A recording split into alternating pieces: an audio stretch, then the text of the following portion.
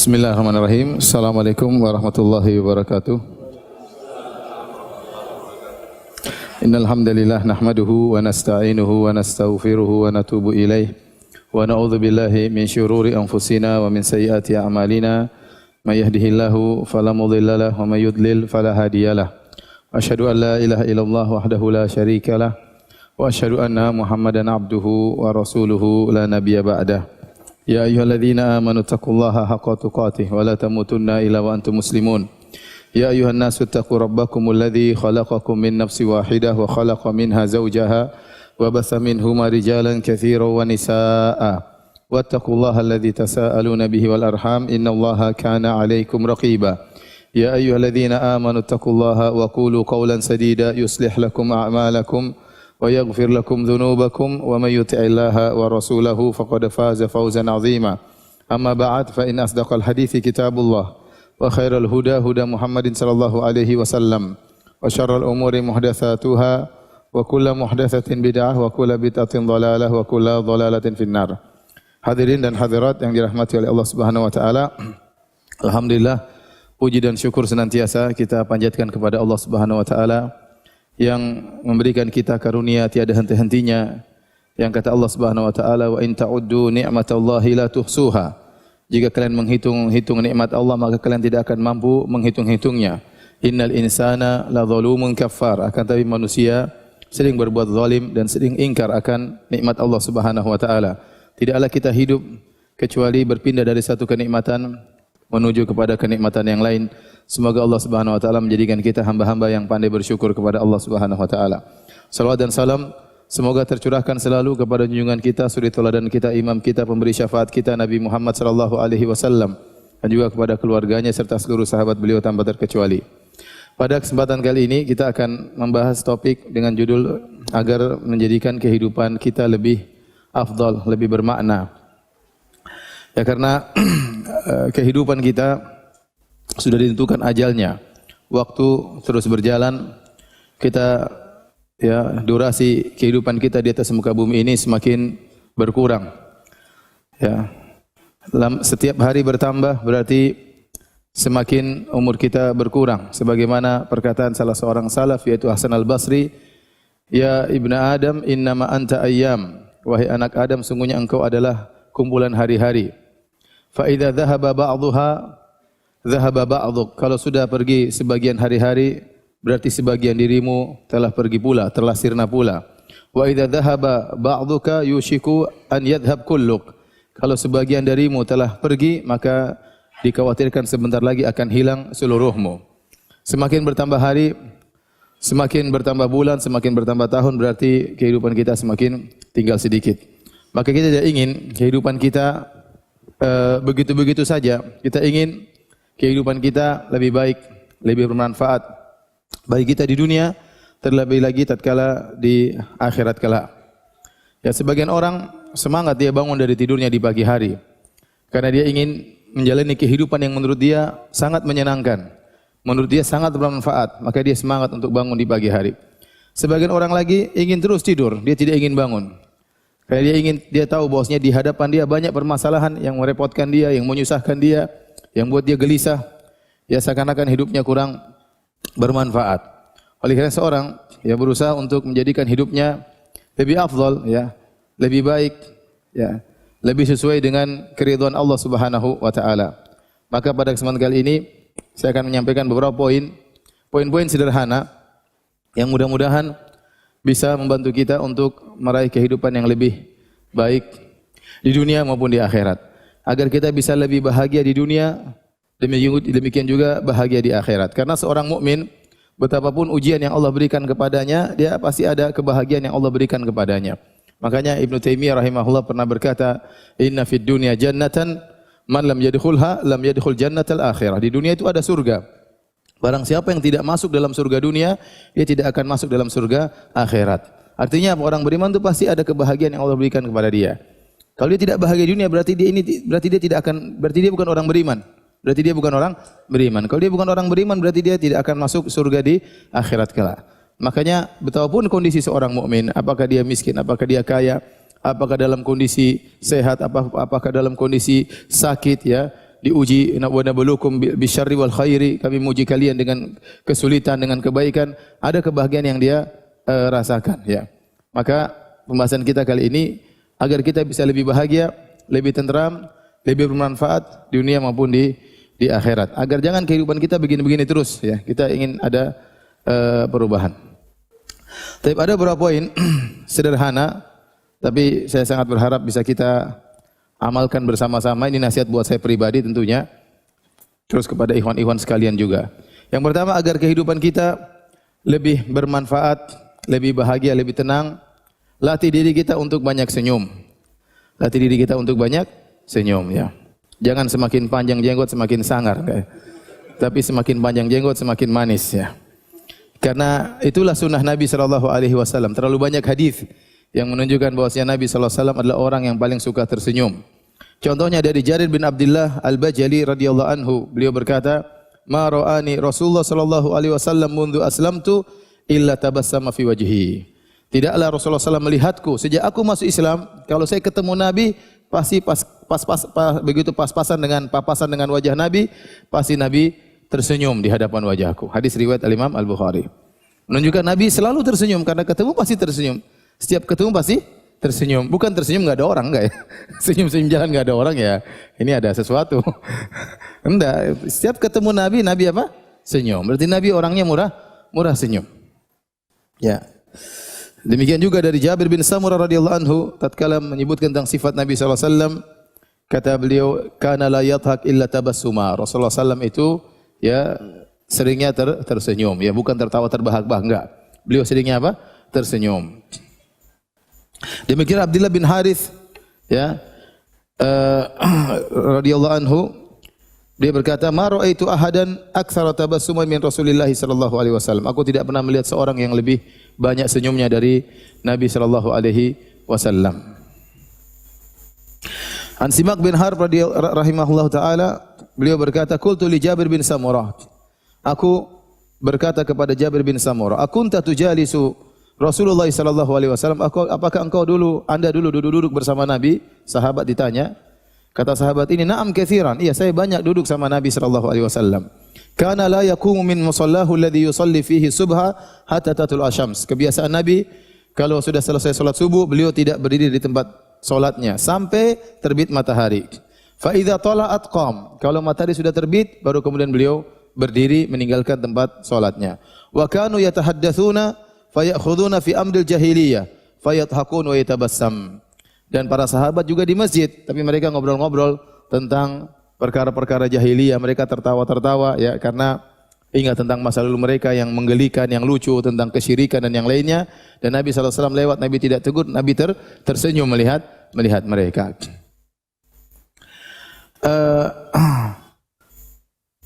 Dan selain Nabi sallallahu alaihi wasallam orang yang suka tersenyum, Nabi sallallahu alaihi wasallam juga menganjurkan untuk banyak senyum. Contohnya Nabi sallallahu alaihi wasallam bersabda, "Tabassumuka fi wajhi akhika shadaqah." Ya. Senyummu di hadapan saudaramu adalah sedekah. Nabi sallallahu alaihi wasallam bersabda juga, "La tahqiranna minal ma'rufi syai'an walau an talqa akhaka biwajhin taliq." Janganlah engkau meremehkan kebaikan sedikit pun meskipun hanya tersenyum, wajah berseri-seri tatkala bertemu dengan saudaramu. Ya, ini semua dalil tentang keutamaan kita senyum dan sering tersenyum, ya.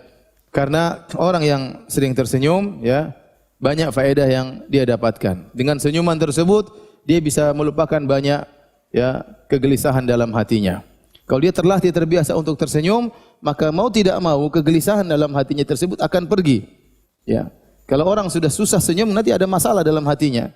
Tapi kalau dia terpaksa biasa dirinya untuk selalu tersenyum, maka kegelisahan, kejengkelan, dendam itu mudah hilang dari hatinya. Makanya senyum itu punya manfaat bagi diri pribadi dia dan juga bagi orang lain, ya. Disenangi oleh orang banyak, orang ramah, murah senyum. Makanya dalam hadis kata Nabi sallallahu alaihi wasallam, "Innakum lan tas'un nasa bi amwalikum. Falyasahum minkum bastul wajhi wa husnul khuluq." Sungguhnya kalian tidak bisa memberikan kepada manusia seluruhnya dengan harta kalian. Tetapi kalian bisa meliputi mereka dengan bastul wajah, dengan senyuman dan akhlak yang mulia. Nah, kalau kita punya duit, membagi-bagi, duit habis. Tapi kalau bagi senyum kan gratisan. Tinggal senyum sana, senyum sini, senyum sana, senyum sini. Gratis, enggak perlu duit. Kalau kita mau mengambil hati manusia dengan duit susah karena duit kita terbatas. Kita bisa mengambil hati mereka dengan murah senyum. Murah senyum. Dan itu menunjukkan tawadhu'nya seseorang. Kenapa seorang susah senyum? Pasti ada sesuatu di hatinya. Entah dia lagi ngomel, entah dia lagi jengkel, entah dia sombong. Ya, entah dia sombong. Betapa susah bos senyum kepada supirnya. Betapa susah bos senyum sama pembantunya. Betapa susah bos senyum sama anak buahnya. Kenapa? Dia anggap anak buahnya rendahan, maka dia tidak mau senyum sama orang-orang rendahan. Dia hanya senyum sama koleganya, sama teman partner kerjanya, sama kawan yang selevel dengan dia. Kapan dia mau senyum sama yang di bawah? Dia merasa tidak perlu. Ya, tapi lihatlah Rasulullah SAW senyum kepada siapa saja. Ya, karena Rasulullah SAW memiliki hati yang lapang, hati yang tawadhu, sehingga orang kalau murah senyum kepada siapa saja, ini orang ini biasanya akhlaknya mulia. Ya. Biasanya akhlaknya mulia. Tapi kalau hanya senyum sama orang kaya, biasanya orang enggak beres. Semua orang kaya saja bersenyum. Orang miskin enggak senyum, ya. Sama orang kaya senyum, berarti senyum ada maunya. Ini senyum ada maunya. Ada udang di balik rempeyek, ya. Pasti ada sesuatu. Ya. Jadi, Bapak-bapak, Ibu-ibu, latih diri untuk biasa senyum. Ketemu kawan senyum, ya. Ya. Bukan cuma antum, ustaz pun harus demikian. Latih diri untuk apa? Senyum, ya. Latih diri untuk apa? Senyum. Ya, kapan kita kurang senyum, berarti ada sesuatu dalam hati kita. Saya katakan, kapan kita ini kurang senyum, berarti ada sesuatu di hati kita. Entah kita ada masalah dalam hati kita sehingga berat bagi kita untuk senyum, ya. Atau tadi ada kesombongan dalam hati kita sehingga kita berat untuk senyum. Padahal senyum itu enggak bayar, cuma gratis, dapat pahala. Apa usahanya kita senyum sama orang? Orang tersebut mudah untuk kita ambil hatinya. Makanya para sahabat gara-gara disenyumi oleh Nabi, tertawan hati mereka oleh Nabi sallallahu alaihi wasallam. Tadi kata Jarir bin Abdullah, ya, ma ra'ani Nabi sallallahu alaihi wasallam mundu aslamtu illa tabassama ala wajhi. Tidaklah aku bertemu dengan Nabi sallallahu alaihi wasallam sejak aku masuk Islam kecuali Nabi tersenyum. Maka hatinya tertawan kepada Nabi sallallahu alaihi wasallam. Kalau kita murah senyum, ya, kepada siapa saja, maka ya artinya orang-orang akan baik dengan kita, kita pun baik sama mereka. Jadi ini membuat kita hidup lebih bahagia. Tapi kalau wajah seorang selalu semerawut, lalu selalu sangar, karena sebagian orang menyangka dengan wajah sangarnya dia lebih berwibawa, ya. Dia lebih gagah, ya. Dia lebih berkelas, jaga image, enggak murah senyum. Itu benar, memang dia lebih berwibawa, orang lebih takut sama dia. Tapi bukan itu yang diinginkan oleh Islam. Bukan itu yang diinginkan oleh Islam. Nabi sallallahu alaihi wasallam, siapa yang mengalahkan wibawa Nabi sallallahu alaihi wasallam? Tapi orangnya murah senyum, ya. Orangnya murah senyum, ya. Jadi biasakan diri untuk murah untuk senyum, ya. Jangan pelit-pelit untuk apa? Senyum.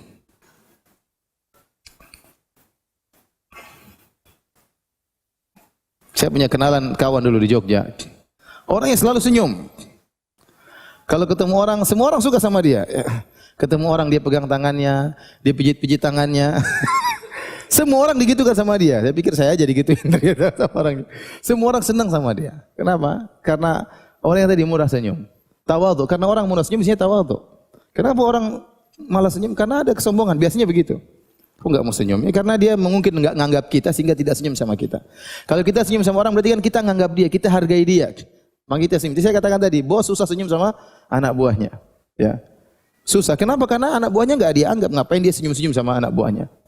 Makanya kalau ada orang murah senyum, berarti biasanya orang tersebut apa? Tawadhu. Ya. Dia tahu bahwasanya orang depan dia harus dihargai. Orang depan dia juga seorang muslim, yang juga salat, yang juga beribadah, yang mungkin lebih baik daripada dirinya. Ya, kenapa dia harus sombong di hadapan orang ini? Udah, kita murah senyum. Kalau kita murah senyum, maka banyak masalah di hati kita akan hilang. Ya, karena kita paksa lawan masalah kehidupan kita dengan apa? Tetap tersenyum. Ya, itu akan mengaruhi hati kita dalam menghadapi problematika kehidupan kita. Baik. Perkara berikutnya agar menjadikan kehidupan kita lebih bermakna, ya, berusaha mencari teman-teman yang baik. Tidak benar kita cari teman sebanyak-banyaknya, enggak, ya. Rasulullah SAW mengisyaratkan kita untuk milih-milih teman, ya. Almar'u ala dini khalilihi, falyanzur ahadukum man yukhalil. Seorang berdasarkan agama kawan dekatnya, maka hendaknya salah seorang melihat siapa yang menjadi kawan dekatnya, ya. Jadi tidak kita berjalan tidak kepada siapa saja, kita tidak membuka pertemanan kepada siapa saja, ya. Tatkala teman banyak, kita repot sendiri ya. Terlalu banyak teman, kita repot sendiri dan itu bukan menambah kebahagiaan, menghilangkan kebahagiaan. Benar ada kelezatan tersendiri tatkala bertemu dengan teman-teman. Namun kalau terlalu banyak, akhirnya kita repot sendiri ya. Undangan terus ke sana sini. Terus gimana memenuhinya ya? Kalau enggak temu enggak enak, kan enggak enakan sama sana, enggak enakan sama sini, enggak enak, repot sendiri ya. Maka Nabi menyuruh kita untuk milih teman, tidak semua menjadi kawan dekat, teman jalan kita, teman gaul kita. Kita harus milih yang baik. Karena sebagaimana sering saya sampaikan pepatah Arab, as-sahibu sahib, bahwasanya sahabat itu akan menarik ya. Kita kalau berkawan pasti terjadi proses sinkronisasi. Entah kita akan seperti dia atau dia seperti kita. Maka kita cari teman yang bermanfaat. Teman yang bermanfaat bagi agama kita dan juga bagi dunia kita ya. Maka hindari teman-teman yang buruk. Hindari teman-teman yang buruk. Tidak ada dalil yang paling bagus dalam masalah teman yang dekat seperti dalil yang disebut oleh Ibnu Katsir rahimahullahu taala tentang Ashabul Kahfi. Ashabul Kahfi mereka orang-orang yang soleh. Kemudian mereka waktu pergi ke Goa Al-Kahf, mereka bawa anjing. Anjing tersebut ternyata disebut-sebut dalam Al-Qur'an juga. Ikut nimbrung dapat apa? Karomah. Ya. Sampai Allah sebutkan anjing beberapa kali dalam Al-Qur'an gara-gara bukan anjingnya, gara-gara apa? Ashabul Kahfi tersebut ya. Jadi berteman dengan orang baik itu manfaat. Jangankan manusia, hewan aja berteman dengan Ashabul Kahfi jadi disebut-sebut dalam Al-Qur'an. Itu aja enggak pernah disebut dalam Al-Qur'an. Ini anjing Ashabul Kahfi disebut-sebut oleh Allah dalam apa? Al-Qur'an ya. Jadi seorang berusaha mencari teman-teman yang baik. Kalau teman-teman tersebut ternyata dengan bergaul dengan mereka menambah keimanan, maka peganglah teman-teman tersebut. Kalau ternyata bergaul dengan mereka, ngobrol dengan mereka, kita rasa iman kita kurang, ini berarti teman yang buruk. Mudah seperti itu ya. Jadi kalau kita ingin ukur ini teman kita baik atau tidak, kita cek betul iman kita. Sebelum kita ketemu dia, kemudian kita ketemu, kita ngobrol, kita tertawa-tawa, kita makan bareng, ada tambah keimanan dalam diri kita, berarti ini teman-teman yang baik. Tapi kalau kita setelah ngobrol dengan dia, duduk 1 jam, 2 jam, ternyata kita tatkala berpisah, hati kita terasa lebih keras, berarti teman yang buruk, hindari. Kenapa hati saya lebih keras? Ternyata hati mereka lebih keras, gara-gara saya bikin hati mereka keras. Ini ternyata saling buruk di antara kita. Kita memperburuk mereka, mereka memperburuk kita. Maka hindari. Hindari teman-teman seperti ini yang kalau kita setelah berpisah, kita merasakan hati kita semakin keras. Ya, maka ini berarti teman-teman yang buruk. Ya. Dan kita bisa merasakan hal tersebut. Contoh kita duduk sama kawan-kawan, ternyata teman-teman kita suka ghibah. Suka menceritakan kerjaannya, ceritakan kejelekan orang lain. Si fulan. Memang ada kelezatan yang kita rasakan tatkala ngobrol sama mereka. Kita jadi tahu urusan orang. Jadi urusan orang tuh enak ya. Ada kelezatan. Saya bilang maksiat itu lezat. Makanya kalau ada acara berita-berita tentang bongkar aib ini si fulan laporkan polisi, ini ketahuan ininya, enak kita nontonnya. Karena ghibah itu lezat, maksiat lezat. Sebagaimana zina itu lezat, ya. Sebagaimana ya minum khamar itu lezat, ghibah juga lezat. Dengar ghibah lezat. Dengerin ghibah saja apa? Lezat, apalagi yang ghibah langsung. Lezat luar biasa. Makanya orang kalau udah ghibah dia biasanya enggak berhenti. Kenapa? Ya, karena dia merasakan kelezatan. Ngobrol soal si fulan enggak berhenti. Yang dengar aja enak. Ya. Nah, kalau kita ternyata punya teman-teman yang hobinya ghibah, yang hobinya ceritakan kejelekan orang, ya, yang ngomong yang tidak ada manfaatnya, setelah kita berpisah dari mereka ternyata iman kita berkurang, sudah tinggalkan. Berarti kita salah milih kawan. Mundur, tinggalkan dia secara perlahan. Jangan kita bilang enggak enak. Karena yang menjadi korban adalah agama kita. Kalau kita enggak enak terus tetap sama dia, agama kita yang hancur. Terkikis sedikit demi sedikit gara-gara kita bergaul dengan orang-orang seperti ini. Maka tatkala kita memilih teman harus benar-benar difilter ya. Harus benar-benar difilter. Dan ini sebagaimana sabda Nabi SAW tadi, falyanzur ahadukum man yukhalil. Hendaknya salah seorang dari kalian melihat siapa yang mau dijadikan sahabatnya ya, sahabatnya. Nabi SAW mengatakan mathalul jalisis salih wal jalisis su, perumpamaan teman yang baik maupun teman yang buruk, kata Nabi seperti kahamil misk, seperti wasahibil kir, seperti orang yang wanafikhil kir, seperti orang yang menjual minyak wangi dengan orang yang menggunakan alat tiup untuk besi ya, memanaskan besi. Adapun hamilul misk, penjual minyak wangi, maka mungkin dia kasih hadiah minyak wangi kepada engkau, atau kau beli dari dia, Kau beli minyak wangi pun dari dia, atau kau akan mendapati bau yang harum karena bergaul dengan dia. Cuma tiga kemungkinan. Dan tiga kemungkinan tersebut semuanya baik. Mungkin dia kasih hadiah kepada engkau minyak wangi, kemungkinan yang baik. Atau kau beli dari dia minyak wangi, pun yang kau beli minyak wangi. Yang ketiga paling tidak kau ikut kecipratan bau harumnya. Ikut mendapatkan bau wangi dari penjual minyak wangi ini. Adapun kalau sahabat yang buruk seperti nafikhil kir, seperti pandai besi, ya, kalau enggak dia meniup api sehingga api tersebut membakar pakaianmu, au anta jida minhu rihan khabitha, atau kau akan mendapati darinya bau yang buruk. Bau yang buruk. Pasti kecipratan, tidak mungkin enggak cipratan. Ini maksudnya Nabi mengatakan pasti kamu kecipratan, pasti terkontaminasi, pasti. Pasti terjadi proses sinkronisasi, pasti enggak mungkin enggak. Ya, enggak mungkin enggak. Maka benar kita punya kawan banyak tapi hanya sekedar kenal. Beda kawan yang kita jadikan teman jalan, teman ngobrol, mungkin teman curhat, tukar pikiran. Nah, itu tidak boleh sembarang kita berteman, ya. Tidak boleh sembarang kita berteman, harus milih-milih. Ini saya sampaikan kepada bapak maupun ibu-ibu. Ibu pun demikian.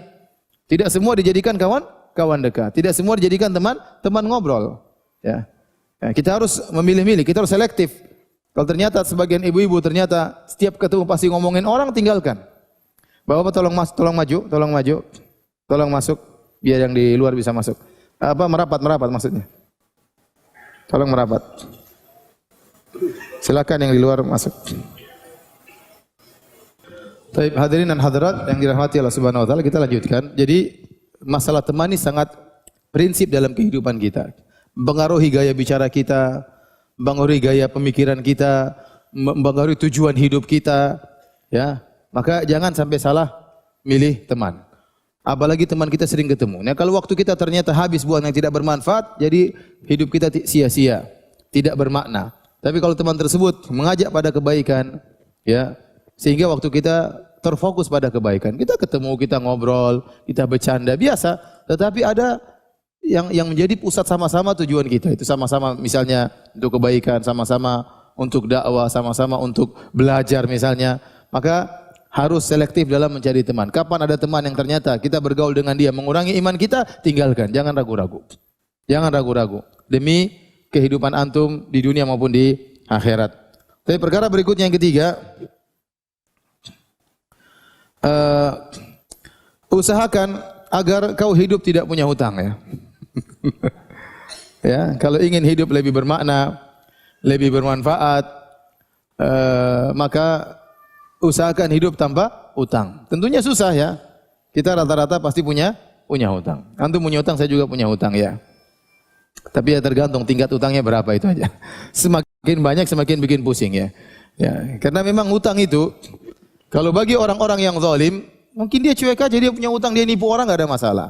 Tapi bagi orang-orang yang beriman, hutang itu suatu permasalahan besar. Dan harus dia permasalahkan karena hutang itu sangat berbahaya. Nabi pernah tidak mau menyelatkan orang gara-gara belum bayar hutang, ya. Ya.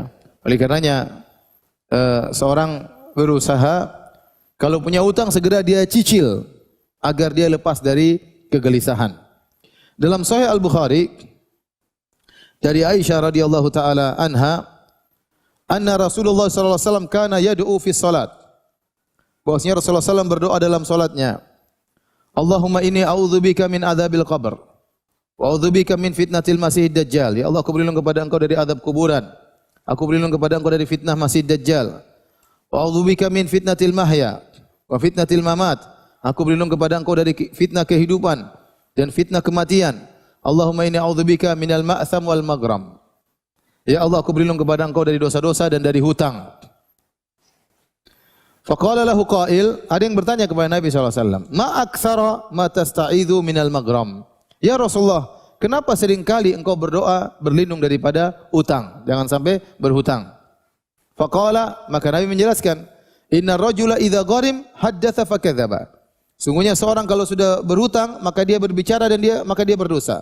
Wa wa'ada fa akhlafa. Dia berjanji, akhirnya dia menyelisihi. Ya.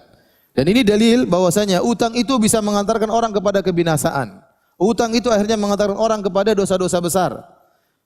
Idza gharim haddatsa fakadzaba. Kalau dia sudah berutang, akhirnya dia ngomong dan dia dusta. Supaya apa? Supaya bisa tidak bayar hutang. Wa ada fa akhlafa, dia janji ternyata dia menyelisihi. Minggu depan saya bayar hutang, ternyata enggak bayar. Saya lagi enggak ada uang, padahal ada uang. Misalnya. Jadi banyak dia terjerumus dalam kedustaan, dalam menyelisih janji, terjerumus dalam sifat-sifat orang munafik. Idza haddatsa kadzaba wa idza wa'ada akhlafa wa idza tumina khan. Terkumpul pada orang yang berhutang. Kalau berbicara dia dusta, ya. Kalau dia berjanji dia menyelisihi, kalau dikasih amanah dia tidak amanah, ya. Orang yang hutang, ya, kalau dia ingin lari dari hutangnya, akhirnya terjerumus dalam dosa-dosa besar tersebut. Akhirnya seorang berbanyak untuk berdoa kepada Allah Subhanahu wa taala agar terhindar dari hutang. Kalau dia punya hutang, agar segera lunas hutangnya. Maka ini saya peringatkan kepada bapak dan ibu-ibu, ya.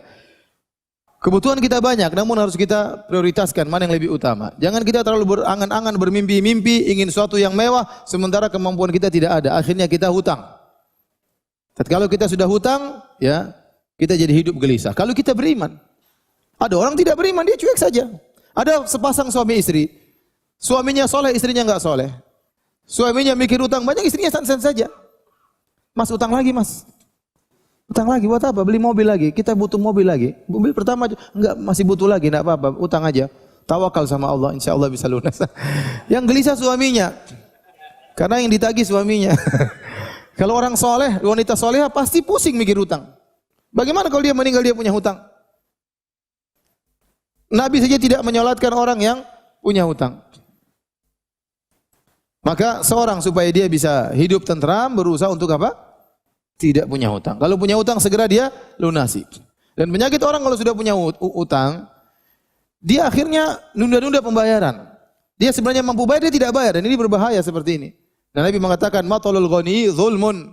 Orang-orang yang mampu untuk bayar hutang kemudian dia tunda-tunda, dia berbuat zalim. Sejauh mana selama itu dia nunda-nunda bayar hutang, dia zalim terus. Kalau sudah jatuh tempo dia harus bayar.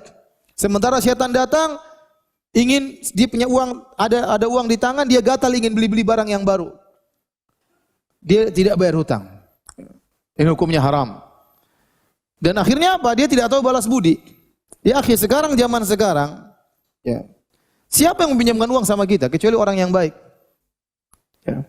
Orang saja susah untuk cari pinjaman, akhirnya minjam di tempat-tempat riba dengan jaminan macam-macam dengan yang meminjamkan kita uang dengan uang segar dikasih begini, ya. Siapa kecuali orang baik. Orang ini berarti dia husnudzon sama kita. Dia perhatian sama kita. Dia baik sama kita. Dia mau ingin menghilangkan kesulitan kita. Terus setelah kita ambil kita enggak bayar-bayar, apa kita enggak kurang ajar, ya? Air itu dibalas dengan air tuba. Maka seorang kalau punya hutang, ya, jangan pikirkan beli macam-macam, bayar dulu hutang.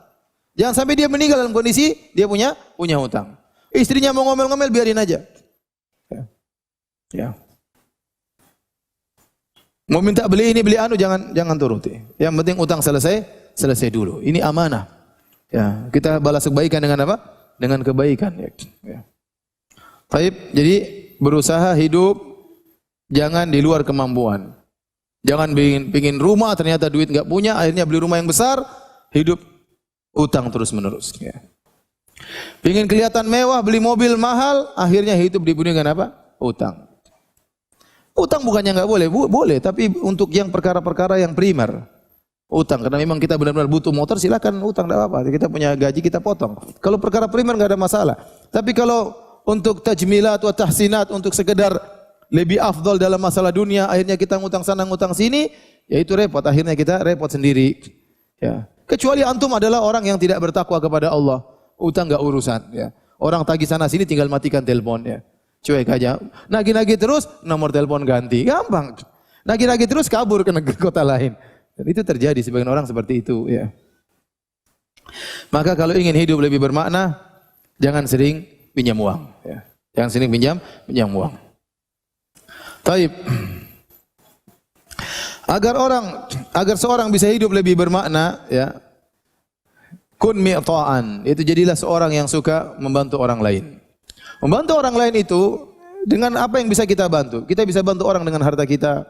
Kita bisa bantu orang dengan tenaga kita. Kita bisa bantu orang dengan pikiran kita. Kita bisa bantu orang dengan ide kita. Ya. Kita bisa bantu orang dengan ucapan kita, membuat dia bahagia. Wal kalimatu thayyibatu shadaqah. Kata-kata yang baik itu sedekah.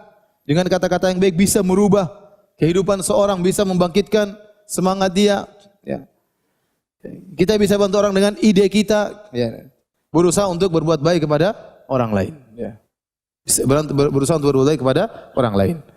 Ya, makanya seperti dikatakan, ya, bahwasanya suatu perkara yang tidak akan habis kalau dibagi adalah kebahagiaan. Kalau kita bagi kebahagiaan kepada orang lain, kita lebih dahulu bahagia daripada dia. Ya. Kalau Anda memasukkan kebahagiaan kepada orang lain, maka Anda akan diberi kebahagiaan oleh Allah Subhanahu wa taala. Jazaa' min jinsil amal. Balasan sesuai dengan perbuatan. Ya, makanya waktu ada seorang datang kepada Nabi sallallahu alaihi wasallam, yashku qaswata qalbihi. Dia mengeluhkan tentang hatinya yang keras. Maka Nabi sallallahu alaihi wasallam mengatakan, in aradta talyina qalbik. Kalau kau ingin melembutkan hatimu, ya, maka kata Nabi sallallahu alaihi wasallam, fa'at'imil miskin, berilah makan kepada orang miskin, wamsah ra'sal yatim, dan usaplah kepala anak yatim. Artinya berbuat baik kepada orang lain. Ya. Teman-teman sebagian semangat pergi ke tempat-tempat orang-orang pengungsian, orang-orang yang terkena musibah. Mereka bolak-balik. Saya lihat ketemu mereka, Masya Allah. Mereka ada kebahagiaan.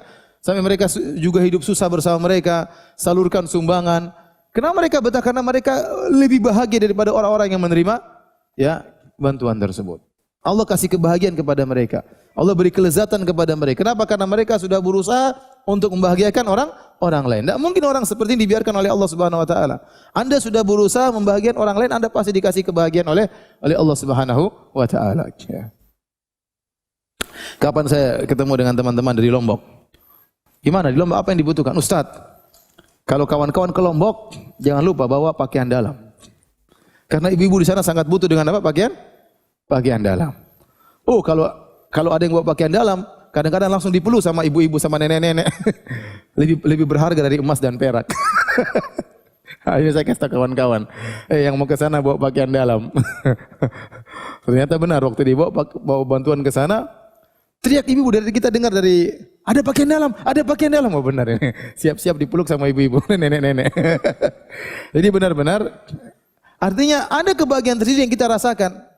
Hanya sekedar bagi apa? Pakaian dalam. Tapi kita melihat mereka bahagia, melihat mereka itu ada kebahagiaan yang Allah berikan kepada kita. Oleh karenanya, seperti saya katakan, kebahagiaan yang kita kalau bagi tidak berkurang, bahkan bertambah. Sesuatu yang kita bagi tidak berkurang, bertambah adalah kebahagiaan. Bagi kebahagiaan sama orang lain. Ya. Wamsah ra'sal yatim. Ketemu anak yatim, kita usap kepalanya. Terenungkan bagaimana anak ini susah, merindukan, ya, sentuhan kedua orang tua. Dan tidak punya kedua orang tua. Kita sentuh kepalanya, ya, menyenangkan hatinya, ya. Tapi jangan usap-usap saja, kasih duit juga, ya. Om usap-usap dari tadi. Duitnya mana, Om? Dalam hadis cuma usap-usap. Jadi harus punya proyek hidup bantu orang lain. Antum harus punya proyek hidup, bantu, ya. Jadi kalau antum punya uang, bantu dengan uang. Kalau enggak punya uang, bantu dengan tenaga, ya. Ada tetangga perlu kesempatan bagi saya untuk membantu dia. Karena saya membahagiakan dia dan saya pasti akan dibahagiakan oleh Allah. Pasti itu, sudah pasti. Sudah pasti. Al jazaa' min jinsil amal. Balasan sesuai dengan perbuatan. Ya. Coba contoh nyata yang kita tahu di hadapan di masa kita, seperti Al Ustaz Abu Sa'ad rahimahullahu taala. Kemana-mana ada musibah, dia paling depan. Dia paling depan. Dia merasa bahagia. Ya. Saya bayangkan dia pergi ke sana, pergi ke sini, capeknya kayak apa. Tapi dia tidak pernah merasa capek. Kenapa demikian? Ada kebahagiaan yang Allah berikan kepada dia, yang tidak bisa dia ungkapkan dengan kata-kata. Yang kita tidak merasakan kebahagiaan tersebut, tapi dia rasakan. Makanya dia semangat ke sana, ke sini, ke sana, ke sini, ke sana, ke sini. Tidak berhenti-berhenti. Ya. Kenapa? Karena dia merasa ada kebahagiaan. Kita heran, tapi sebenarnya itu tidak mengherankan, karena dia merasa bahagia. Dia merasa bahagia. Ya. Ya. Dan semua apa hal saja yang Anda berikan kepada orang dengan niat karena Allah Subhanahu Wa Taala, Anda akan diberi kebahagiaan. Apapun. Contoh, seorang beri nasihat kepada orang lain. Mungkin dia letih, tapi dia beri nasihat kepada orang lain. Orang lain jadi senang. Dia pun senang, dia pun bahagia. Dia pun bahagia. Jadi jangan lupa untuk menjadi orang yang dermawan, ya. Dermawan. Dermawan dengan harta kalau bisa. Dermawan dengan tenaga, dermawan dengan pikiran, dermawan dengan kata-kata, ya.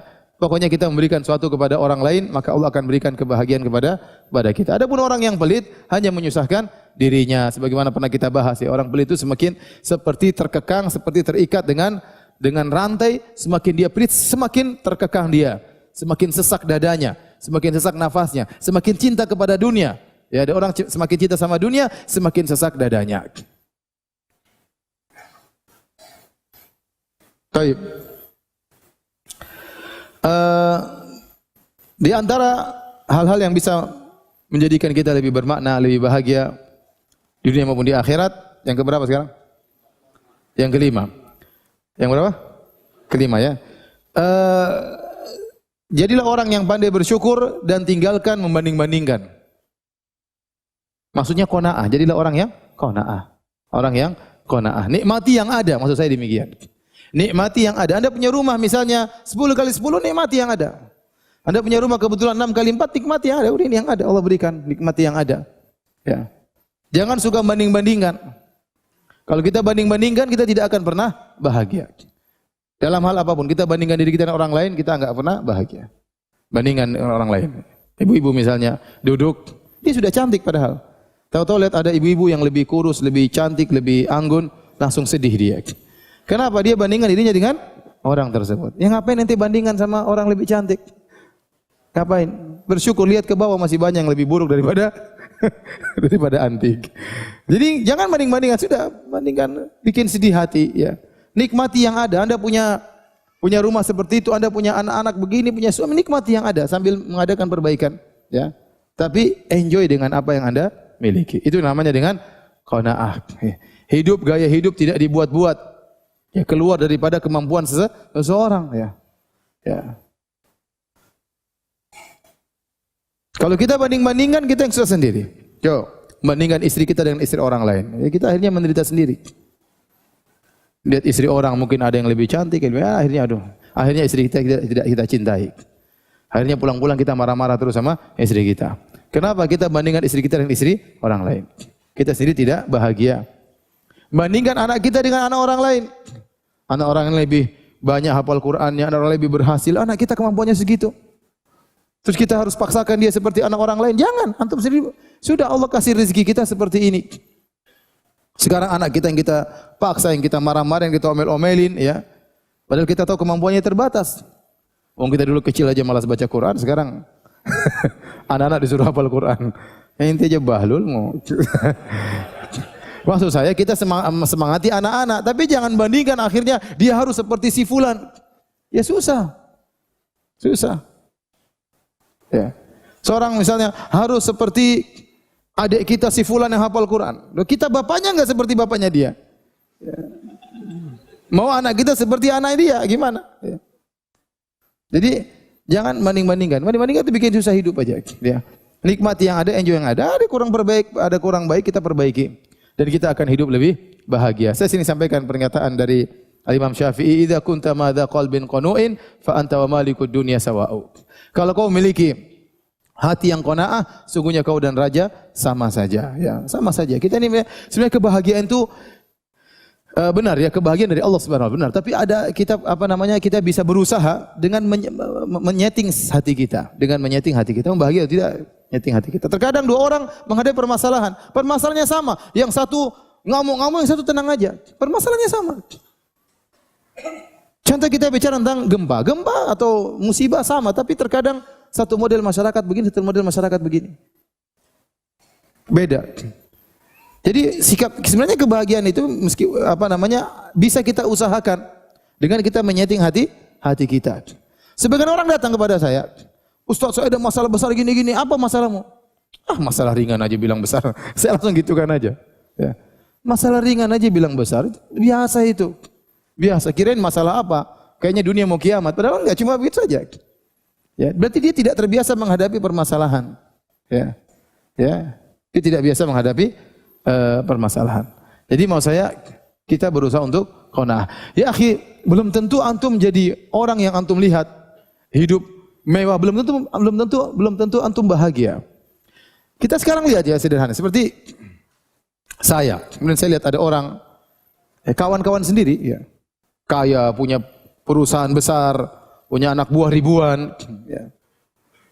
Saya ketemu kawan cerita, Ustadz saya ini punya karyawan sekian. Untuk gaji mereka sebulan 10 miliar. Untuk gaji kawan aja, gaji anak buah sebulan berapa? 10 miliar ya. Ya. Saya bayangkan kalau saya jadi dia. Ya. Apalagi pas gajian apa pikiran enggak pusing. Ya. Apalagi THR. THR sebentar lagi lebaran. Orang semua bahagia lebaran. Pengen beli ini, dia pusing. Aduh. Coba bayangkan. Antum kira semua orang kaya kemudian apa? Hidup bahagia? Belum tentu. Jadi masalah bahagia, orang kaya boleh bahagia, orang miskin juga boleh bahagia. Tergantung kita menyeting hati kita. Bahkan sebanyak orang kaya tidak menikmati kehidupannya. Dia kerja kejar dunia, pagi siang malam. Kapan dia punya waktu untuk menikmati dunia? Sedikit.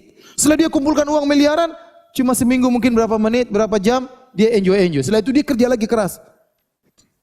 Sementara seorang pegawai mungkin kerja pagi, sore udah pulang. Malam sudah bahagia, sudah enjoy hidupnya. Ketemu anak-anaknya, ketemu istrinya. Enggak ada orang telepon-telepon, enggak ada tagihan-tagihan masuk, santai. Jadi maksud saya tergantung kita menyeting kehidupan kita. Jadi jangan usah mimpi, saya kalau mau bahagia harus jadi orang seperti itu. Enggak harus. Enggak harus. Orang merasa bahagia kalau mau jadi pejabat. Emang enak jadi pejabat. Apalagi sudah musim politik, maki-maki sana, wah udah habis sudah. Dibongkar aibnya oleh sana, dijelek-jelekan, dicari-cari kesalahannya, tegang terus, mikir persaingan, oh pusing. Yang nonton aja pusing apalagi yang menjalani. Benar. Saya bilang yang nonton aja pusing apalagi yang menjalani. Tersenyum, tapi tersenyum terpaksa. Di belakang ini banyak tuntutan. Gampang. Oleh karenanya mau bahagia, jangan banding-bandingkan. Ya. Qanaah, ya, dengan pemberian Allah Subhanahu Wa Taala. Enjoy dengan yang ada, jangan terlalu banding-bandingkan. Lihat sana, lihat sini, akhirnya kita sendiri yang sengsara. Ya. Kita sendiri yang sengsara.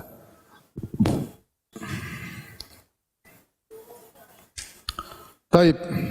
Di antara hal yang bisa menjadikan hidup kita istimewa, kuatkan hubungan kita dengan Allah Subhanahu Wa Taala. Ini harusnya yang pertama. Ya. Ini harusnya yang pertama. Kuatkan hubungan kita dengan Allah Subhanahu Wa Taala. Biasakan kita berkhalwat bersama Allah Subhanahu Wa Taala. Ya, makanya ada ibadah-ibadah yang disyariatkan, di situ kita berkhalwat dengan Allah. Kita bahagia dengan bertemu dengan keluarga. Kita bahagia bertemu dengan kawan-kawan. Tapi harus ada kebahagiaan kita tatkala kita sendiri. Ciptakan kebahagiaan kita tatkala kita bersendirian bersama Allah Subhanahu Wa Taala. Di antara ibadah-ibadah tersebut misalnya salat malam. Kata Nabi sallallahu alaihi wasallam, "Shallu bil lail wan nasu niyam tadkhulul jannata bisalam." Salat kalian tatkala orang semua sedang tidur pulas, niscaya kalian akan masuk surga dengan penuh keselamatan. Contoh i'tikaf juga. Ini saatnya kita berkhalwat. Kita sudah setahun penuh sibuk dengan dunia, berinteraksi dengan manusia, berinteraksi dengan harta, dengan macam-macam. Kita 10 hari konsen, baca Quran, berkhalwat dengan Allah Subhanahu Wa Taala. Berzikir sendirian tatkala tidak ada orang. Rajulun dzakarallaha khalian fafadat ainah. Seorang tatkala dia sendiri, dia ingat Allah maka dia pun menangis. Sebagaimana Anda berbahagia bertemu dengan teman-teman, Anda juga harus bisa menciptakan kebahagiaan tatkala berpisah dengan teman-teman. Dan itu di antara tafsiran sabda Nabi sallallahu alaihi wasallam tentang dua orang akan dinaungi oleh Allah pada hari kiamat kelak. Rajulani tahabba fillah. Tatkala matahari jarak 1 mil, ada 7 golongan yang dinaungi di bawah naungan arsy Allah, di antaranya rajulani tahabba fillah, ijtama alaihi wa tafarraqa alaihi. Dua orang yang saling mencintai karena Allah. Mereka bertemu karena Allah. Ini semua orang paham. Bertemu karena pengajian, bertemu karena ingin memberi bantuan kepada pengungsi atau beri bantuan kepada orang kena korban bencana, ya, bertemu karena dakwah. Tinggal yang berikutnya, wa tafarraqa alaihi, dan terpisah juga karena Allah.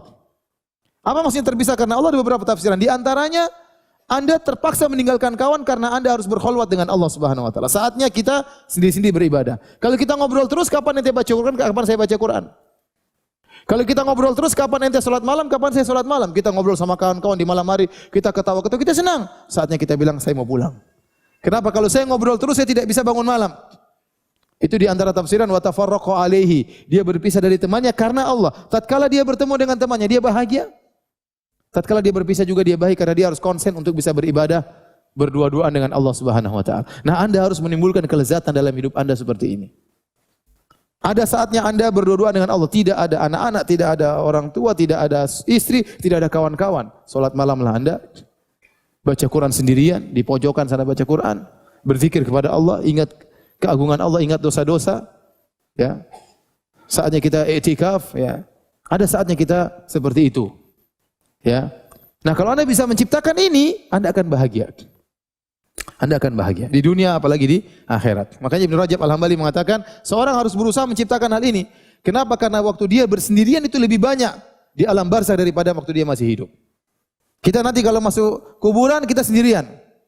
Enggak ada orang bersama kita, ya. Enggak ada orang bersama kita. Istri kita enggak bersama kita, anak kita enggak bersama kita. Siapa yang menemani kita? Yang menemani kita amal soleh. Kalau kita sudah terbiasa di dunia berkholwat dengan Allah Subhanahu wa taala, nanti di kuburan kita tenteram, alam barzakh. Kenapa? Kita sudah terbiasa. Sudah terbiasa. Ya. Karena kalau Anda meninggal enggak ada yang temani Anda. Ya, bohong itu mengatakan kita hidup sehidup semati. Enggak ada. Waktunya kita mati, istri kita enggak mau ikut mati. Ya. Kita mati, istri kita mungkin berapa masa iddah selesai, mungkin dia kawin lagi. Mungkin. Ya. Sama kalau perempuan yang meninggal, suaminya enggak mau dikuburkan bareng-bareng.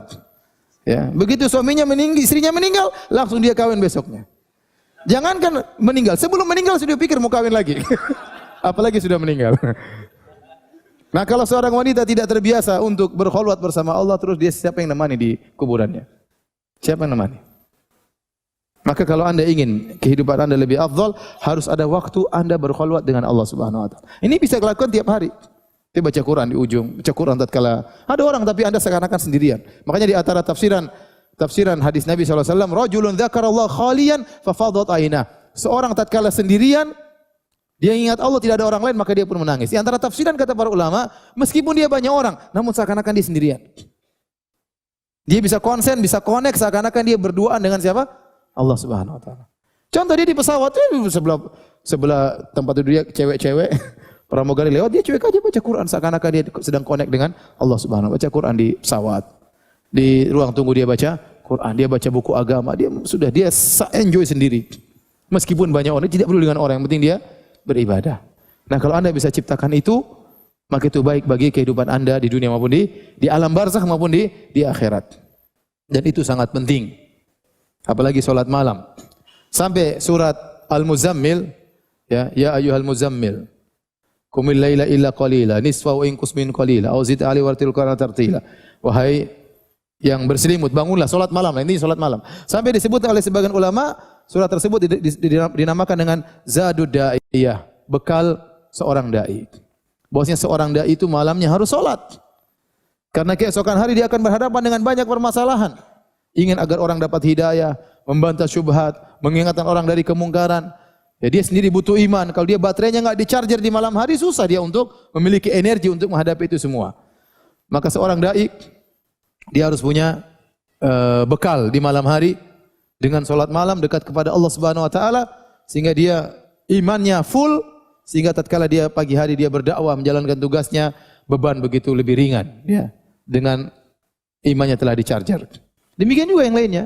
Ya, kita di dunia ini banyak sekali ya cobaan, banyak sekali maksiat, banyak sekali rintangan, godaan.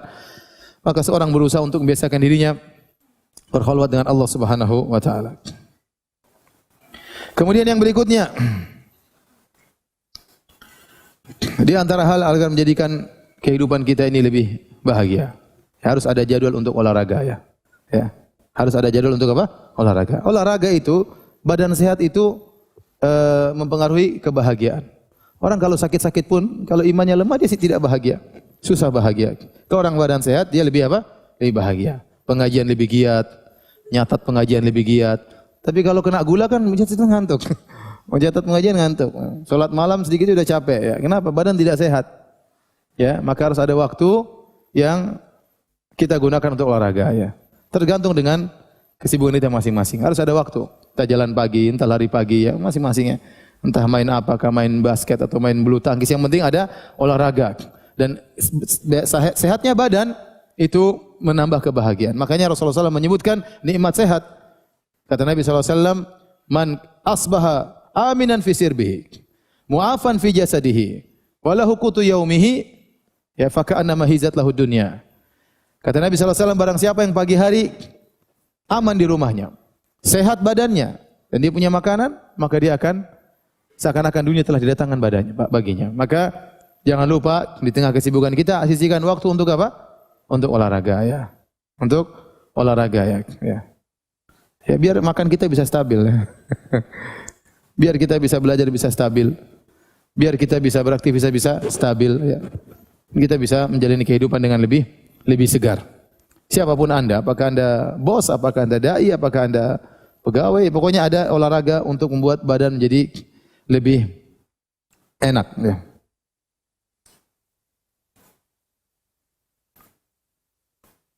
Taib. Di antara hal yang buat kita lebih bahagia ya, yaitu memiliki sifat al-khafi. Al-khafi artinya orang yang tidak ingin tampil, tidak ingin dikenal oleh orang banyak ya.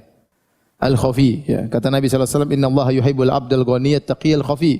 Sungguhnya Allah mencintai seorang hamba yang bertakwa, yang merasa cukup, dan al-khafi itu orang yang sembunyi. Maksudnya sembunyi apa? Dia tidak ingin tampil.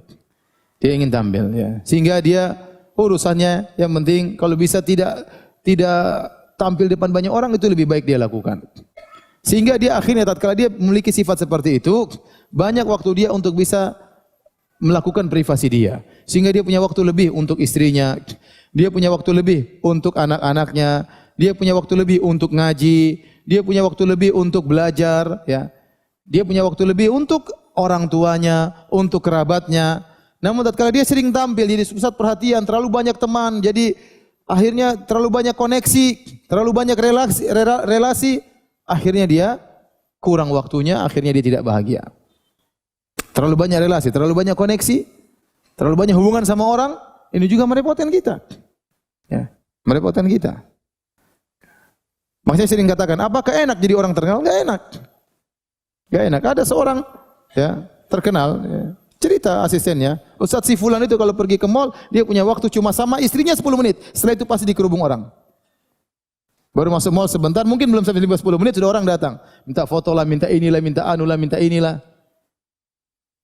Dengan berbagai macam orang. Menyusahkan dirinya sendiri. Jalan kemana-mana, was-was karena akan dilihat orang. Saking sering terkenalnya, sering orang melihat dia, sehingga terkadang sendiri pun dia merasa dilihat oleh orang lain. Apa enak hidup seperti ini? Dulu Ibnu Mas'ud radhiyallahu taala anhu, kalau dia jalan orang-orang ikuti, dia berhenti. Kalian ada apa? Ada keperluan?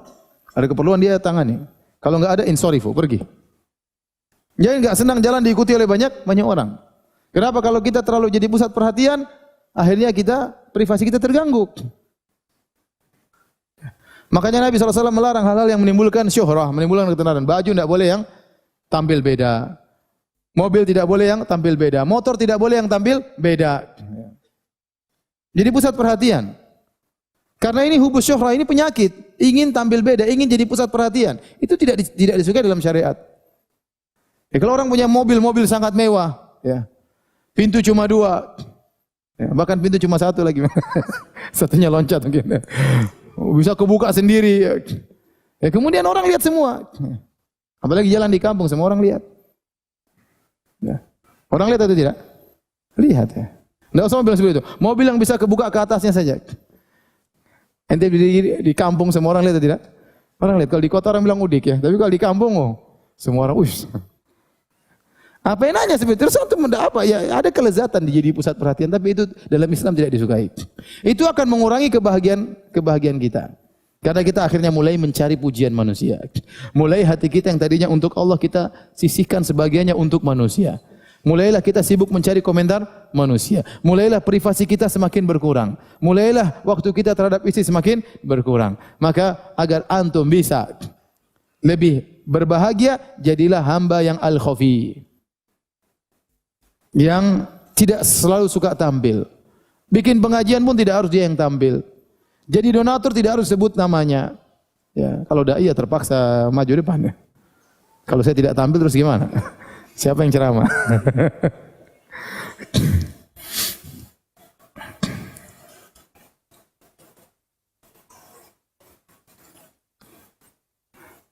Dan tidak enak jadi orang terkenal. Tidak enak jadi orang apa? Terkenal. Kita aja yang terkenal sedikit saja setengah mati. Apalagi orang terkenal, sangat terkenal sekali. Ya. Taib. Hadirin dan hadirat yang dirahmati Allah Subhanahu wa taala, ya, ini di antara hal yang buat kita bisa hidup lebih bermakna bagi diri kita, bagi keluarga kita, bagi orang tua kita, jangan suka tampil. Kata diri kita yang suka. Hal-hal yang buat kita tampil, hindarkan. Kenapa Anda harus mencitrakan diri Anda? Ngapain? Ente bikin habis waktu seperti itu. Satu dunia puji ente, kalau ente rendah di hadapan Allah tidak akan naik, percuma. Satu dunia hina ente, tapi kalau ente tinggi di sisi Allah tidak akan pengaruh hinaan mereka. Ente konsentrasi sama Allah Subhanahu wa taala. Yang berikan kebahagiaan Allah Subhanahu wa taala, bukan mereka-mereka itu. Antum kira orang yang terkenal kemudian bahagia, belum tentu bahagia. Tadi saya katakan tadi. Betapa banyak orang di puncak-puncak ketenarannya bunuh diri. Dia tidak? Banyak. Stres. Betapa banyak puncak-puncak ketenaran ribut sama anaknya, ribut sama istrinya. Dia di puncak ketenaran. Allah cabut kebahagiaan dia. Ya akhi, kalau ente di luar orang hormat, tapi di rumah tidak dihargai keluarga, apa enaknya hidup seperti itu? Ya. Semua orang puji ente, tapi di rumah diomelin istri, apa enaknya? Enggak enak. Bahkan gak satu dunia ejek ente, tapi di rumah istri sayang, istri puji, ente bahagia. Ya tidak? Terus sebaliknya satu dunia puji ente, masya Allah, ente pulang di rumah, udah selesai, udah. Percuma, habis kebahagiaan tersebut. Benar atau tidak Bapak? Oh, betul ya. Makanya tatkala Anda akhirnya ingin tenar, waktu Anda habis, tidak sempat untuk ngurus anak istri, begitulah akibatnya. Begitulah akibatnya. Kebahagiaan yang seharusnya itu merupakan kebahagiaan modal dasar hilang. Hanya ingin mencari kebahagiaan yang sekunder. Ya. Ya. Cuma ingin dipuji, cuma ingin diakui, cuma ingin ini. Ngapain? Maka segala hal yang buat Anda tampil beda hindari. Enggak usahlah bikin yang aneh-aneh ya. Ya.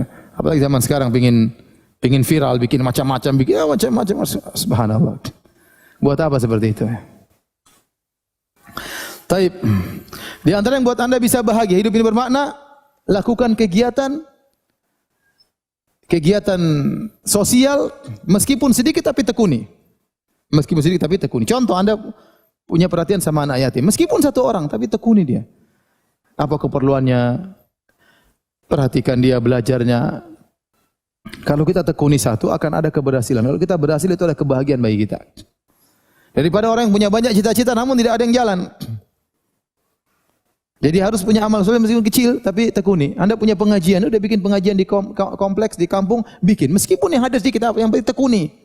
Inilah model Anda ketemu dengan Allah Subhanahu wa taala. Allah pasti beri kebahagiaan pada diri Anda. Meskipun jangan langsung bercita-cita punya pengajian yang banyak tapi yang satu tidak Anda tekuni. Tekuni satu, jalani ya. Jalani. Anda pokoknya apa saja kegiatan sosial, meskipun enggak banyak-banyak, meskipun sedikit tapi ditekuni. Ya. Karena saya dapati sebagian orang ya, sebagian kawan seperti itu, punya cita pengen ini, banyak proyek, banyak cita-cita namun enggak jalan-jalan semuanya. Kenapa? Karena dia tidak konsen pada salah satunya. Akhirnya bukan kebahagiaan yang dia dapat, tapi tasyattut, pikirannya kacau balau. Bahkan kekecewaan yang dia dapat, ini tidak jalan, itu tidak jalan, ini tidak jalan, akhirnya dia kecewa. Tapi kalau dia konsen satu tapi berhasil lebih baik. Yang penting ada kegiatan ya. Masing-masing kita bisa mengukur dirinya. Kalau dia punya kemampuan lebih, silakan dia perluas proyek agamanya, proyek akhiratnya. Semakin punya kelebihan kemampuan lagi, silakan luaskan lagi proyek akhiratnya. Dia bisa buat kerja sama orang, lakukan. Sehingga proyek akhirat dia semakin banyak. Tapi kalau tidak mampu, ya, maka lakukan yang dia mampu. Dan saya harap antum semua ada punya proyek akhirat. Ya, apa saja, meskipun kecil-kecil. Entah antum bantu buat pengajian, entah antum bangun anak yatim, entah antum punya proyek bangun sumur bor di suatu kampung supaya keluar air dan itu amal jariah, ya. Atau kumpulkan kawan-kawan, saya ingin punya masjid di kampung, antum mungkin punya sumbangan sedikit, selainnya antum minta kepada kawan-kawan proyek bagaimana bisa bangun masjid di kampung. Pokoknya ada suatu proyek akhirat yang antum bisa lakukan. Kalau antum niat antum tulus, akan besar di sisi Allah Subhanahu wa taala. Kata seorang salaf, rubba amalin saghirin tu'azzimuhun niyyah. Betapa banyak amal yang sedikit jadi besar di sisi Allah karena apa? Karena niat yang tulus. Wa rubba amalin kabir, dan betapa banyak amal yang besar tusaggiruhun niyyah. Jadi kecil karena niat yang enggak beres. Yang penting antum punya kegiatan akhirat. Harus ada kegiatan entah apa saja. Nanti ibu-ibu juga bisa bikin. Pokoknya punya kegiatan akhirat yang kita tekuni, kita konsentrasi di situ. Inilah harapan kita bertemu dengan Allah. Saya punya kegiatan ini Allah. Yang saya sibukin setiap hari ini saya pikirkan ini. Ada orang-orang bikin sekolah, dia sibuk konsentrasi sekolah. Bagaimana bisa menciptakan? Dia habis waktunya, tidak apa-apa. Ini kegiatan dia yang sehari-hari dia terjebak dalam kegiatan akhirat seperti ini. Ini mendatangkan kebahagiaan. Ini mendatangkan apa? Kebahagiaan. Taib. Kemudian di antara hal yang menambah kebahagiaan, jangan suka menghukumi orang lain. Tinggalkan kebiasaan menghukumi orang lain. Oh, si fulan tuh begini, si fulan enggak usah. Antum tidak ditugaskan oleh Allah untuk apa? Menghukum orang lain. Antum tahu buruk ya sudah tinggalkan. Tidak harus antum bilang oh dia tuh begini. Tidak perlu. Ustaz saja tidak harus begitu. Ustaz hanya boleh begitu kalau ada benar-benar darurat. Baru dia harus jelaskan. Kalau enggak usah. Ya, tidak usah. Nah, kalau kita sibuk menghukumi orang lain, kita lupa dengan kesalahan-kesalahan kita. Sibuk, oh si fulan begini, si fulan begini, si fulan begini. Akhirnya banyak kesalahan yang ada pada diri kita tidak kita sadari. Ya. Ngapain kita terlalu sibukkan dengan urusan orang lain? Ya. Jadi jangan terlalu sibuk menghukumi orang lain. Ketemu ibu-ibu, oh ibu itu begini, udah ini nggak usah hukum, diam aja. Nggak usah kasih tahu orang, nanti orang tahu sendiri. Jadi tahu ibu ini gini, ngapain hukum orang lain sudah? Belum tentu kita lebih baik daripada dia. Gak usah sibuk ngurusi, gak usah sibuk menghukumi orang lain. Hukumi diri kita ini seperti apa? Masih banyak kekurangan harus kita perbaiki. Kita sholat masih enggak beres, baca Quran masih malas, hafalan enggak nambah-nambah, bahkan berkurang-kurang. Berkurang jelas, nambah enggak jelas. Ya. Ngurusi orang ngapain? Hukum-hukum orang. Ibu itu begini, bapak ini begini, si fulan ngapain? Ada orang khusus yang berbicara tentang masalah itu. Itu pun kalau darurat. Ya. Jangan sibuk menghukumi orang lain. Biarkanlah berjalan. Kemudian di antara hal yang paling membuat kita bahagia, tidak tahu urusan orang lain. Ini paling buat kita bahagia, terutama di zaman sekarang ini. Dan benar-benar ini sabda Nabi, min husni islamil mar'i tarkuhu ma la ya'nih. Di antara keelokan Islam seorang meninggalkan yang bukan urusannya. Kita ini sekarang terlalu banyak maklumat, terlalu banyak informasi yang masuk ke dalam otak kita, yang memenuhi hard disk kita. Yang informasi tersebut tidak menatap di kepala kita, hanya sekedar numpang lewat kemudian pergi. Yang hanya membuat konsentrasi kita hilang. Kita zaman penuh dengan informasi. Seorang punya Facebook saja, informasi terlalu banyak masuk di otaknya, masuk di HP-nya, dia lihat satu persatu. Seorang punya Twitter, kemudian dia punya langganan sampai 200 langganan. Wes.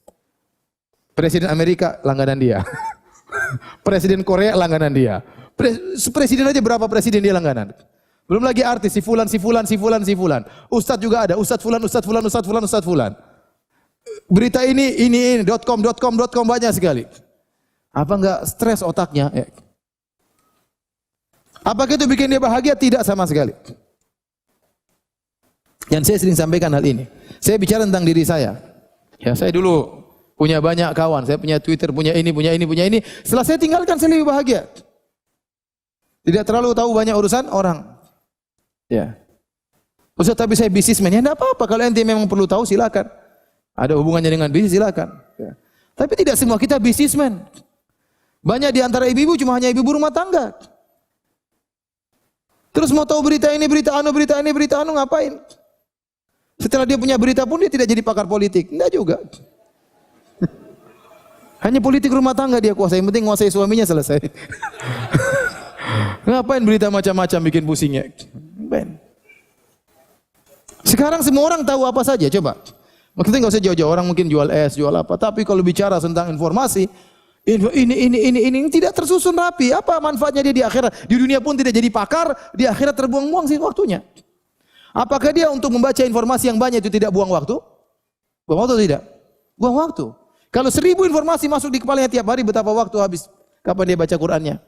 Kapan dia tadabbur ayat-ayat Allah Subhanahu wa taala? Bagaimana dia mau menangis di hadapan Allah sementara informasi begitu banyak? Inilah ada kasus inilah kemudian berkembang ini tidak berhenti.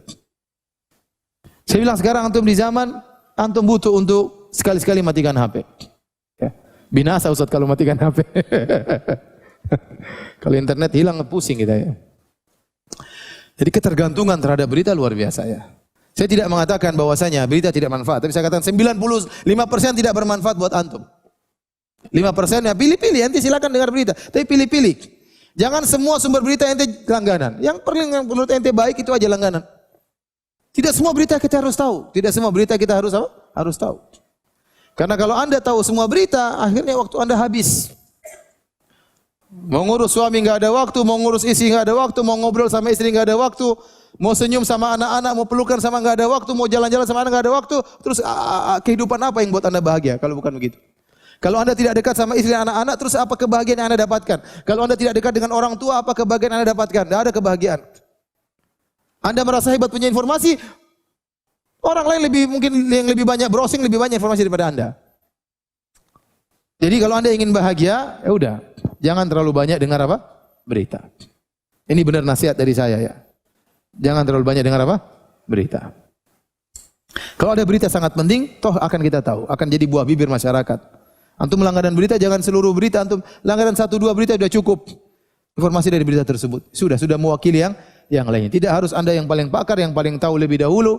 Ini hanya menghabiskan umur Anda. Apalagi Anda sekarang rambutnya sudah pada putih semuanya. Sudah berapa kali khatam Quran? Enggak pernah. Khatam berita tiap hari 1000 berita didengar. Terus apa yang Anda bawa ketemu Allah Subhanahu wa taala? Gimana kehidupan menjadi lebih afdal, lebih bermakna kalau begini caranya kita jalani kehidupan kita sehari-hari. Dipenuhi dengan informasi yang tidak membangun pribadi kita. Tidak menambah keimanan kita, enggak. Terus ketemu Allah dengan apa kita bawa? Modal apa yang kita bawa? Seorang salaf waktu dia akan meninggal anaknya menangis, katakan, "Nak, jangan kau menangis. Ayahmu telah menghatamkan ribuan kali di rumah ini," misalnya. Kita apa yang mau kita banggakan di hadapan Allah Subhanahu wa taala? Ya. Quran aja enggak pernah kita baca. Terus bagaimana bahagia? Bagaimana mau bahagia? Yang menentukan kebahagiaan Allah Subhanahu wa taala, pemilik Al-Qur'an. Anda ingin bahagia, baca Al-Qur'an, bukan baca berita. Saya ulangi lagi, bukan berarti saya katakan berita tidak bermanfaat, tapi sedikit. Oleh karenanya filter berita yang masuk, sehingga kita punya waktu lebih untuk menciptakan kebahagiaan kita. Mengetahui terlalu banyak urusan orang lain, itu hanya membuat gelisah hati kita. Hanya kita jengkel kan? Oh, kurang ajar tuh orang. Ya ada. Ente ngomel sama dia, omelan ente tidak sampai sama dia juga. Kecuali kalau ente omel dia depan dia, bolehlah. Oh, itu kurang ajar gini-gini. Dia dengar santai-santai aja yang diomelin. Jadi kurangi ya. Min husni islamil mar'i tarkuhu ma la ya'ni. Di antara keelokan Islam seorang ya meninggalkan urusan yang bukan urusannya. Latih diri kita untuk banyak diam. Kalau orang bangga dengan pembicaraannya, banggalah dengan antum dengan diam. Kalau orang mengatakan idza kana al-kalam min fiddah was-sukut min dhahab. Kalau orang berbicara dari perak, maka diam itu dari emas. Ya. Jangan terlalu bangga menjadi pembicara. Jangan terlalu bangga menjadi komentator. Tidak semua perkara kita komentari. Dia komentar dalam hati sudah. Enggak usah kita ungkapkan. Kalau kita ungkapkan langsung dicatat oleh malaikat. Selesai. Kalau ungkapan kita benar, alhamdulillah. Kalau salah, repot. Sudah salah kemudian bikin heboh banyak orang, bikin ribut banyak orang. Jadi bahan pembicaraan di antara orang lain. Dia jadi bahan perdebatan di antara banyak orang. Kita repot nanti hari kiamat. Jadi jangan lupa ya. Kalau ingin bahagia, kurangi mengetahui banyak berita. Jangan. Ya. Taib, ini yang keberapa sekarang? Berapa? Ke-11? 12. Di antaranya, bisa jadi ada orang-orang tidak suka sama antum. Antum tahu yang ke-12, bagaimana mensikapi orang tidak suka sama antum. Dan pasti ada yang tidak suka. Setiap manusia ada yang suka, ada yang enggak suka. Jangan kita Tuhan aja demikian. Ada yang disuka, ada yang memuji Tuhan, ada yang mencela Tuhan. Orang Yahudi mencela Tuhan. Allah tidak selamat dari celaan orang-orang Yahudi. Wa qalatil yahudu yadullahi maghlula. Orang Yahudi berkata tangan Allah terbelenggu. Mereka mengatakan Allah menciptakan langit 6 hari, hari ke-7 Allah istirahat. Mereka cela Allah Subhanahu wa taala. Allah tidak selamat dari celaan. Para nabi juga tidak selamat dari celaan. Nabi sallallahu alaihi wasallam dicerca, sampai sekarang ada yang mencerca Nabi sallallahu alaihi wasallam, dan demikian para nabi-nabi yang lain. Nah, Anda pun demikian. Mungkin ada orang benci sama Anda. Bisa jadi kebencian tersebut timbul Anda yang benar, mereka yang salah. Bisa jadi kebencian tersebut timbul karena Anda yang salah. Ya. Nah, bagaimana sikap kita terhadap orang-orang yang benci sama kita? Ya. Kalau sampai kepada kita cercaan mereka, kita lihat apakah cercaan ini benar pada diri kita. Kalau benar, maka siap kita melakukan perbaikan. Meskipun cara penyampaiannya kasar, meskipun cara penyampaian penuh dengan penghinaan, tapi kita tahu kita manusia yang penuh dengan kekurangan. Ambil faedah dari cercaan mereka, dari celaan mereka dengan perbaiki diri kita. Jangan kita angkuh, jangan kita kemudian arogan. Seakan-akan tidak punya salah. Siapapun Anda pasti punya salah. Tapi kalau kita tahu ada orang yang benar benci kita yang benar, dia yang benci, selalu cari kesalahan, nuduh yang tidak-tidak. Bagaimana supaya kita bahagia? Tadi kita bilang Allah saja tidak selamat, apalagi saya. Sudahlah. Itu sudah sunatullah berjalan. Itu sudah suatu problematika yang tidak ada solusinya. Anda ingin dipuji oleh seluruh manusia di atas muka bumi ini? Mustahil. Ridwan nas ghayatun la tudrak. Keriduan manusia adalah tujuan yang tidak mungkin tercapai. Ya. Ini namanya kehidupan. Ada yang mencela, ada yang memuji. Orang yang mencela Anda, ya sudah. Sudahlah, itu biasa. Anda pasti dicela, cepat atau lambat pasti ada yang mencela, pasti ada yang memusuhi, pasti ada yang tidak suka. Siapapun Anda. Kalau tidak bisa diperbaiki, sudah biarin, begitulah kehidupan. Ini problematika yang tidak ada solusinya. Suatu problematika yang tidak ada solusinya, itu bukan problem. Itu namanya lika-liku kehidupan. Saya ulangi, suatu problematika yang tidak ada solusinya, itu bukan problem. Itu namanya apa? Lika-liku kehidupan. Orang mengeluh, Ustaz, saya kok rambut saya semakin hari yang putih semakin banyak. Itu bukan problem. Itu memang kehidupan seperti itu. Ya. Enggak mungkin ente mau hidup terus. Engkau akan tua, lama-lama mati. Ya sudah, manusia juga seperti itu. Sama seorang datang ke Jakarta kemudian ngeluh, Jakarta macet. Ya sudah, tidak ada solusinya. Ente mau hidup di Jakarta, nikmati kemacetan tersebut. Ente enggak ingin macet, sana tinggal di Papua. Enggak macet. Ada ibu-ibu telepon saya. Saya di luar negeri, ada ibu-ibu telepon saya. Qadarullah nomor saya ketahuan sama dia. Telepon. Setengah jam ngomong.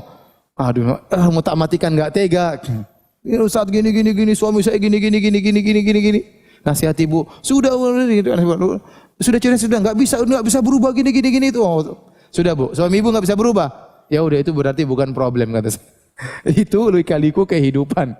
Sabar. Ini bukan problem Ustaz, bukan. Sabar. Itu lika-liku kehidupan. Oh ya Ustaz. Katanya enggak bisa berubah. Sudah, kalau enggak bisa berubah mau diapain?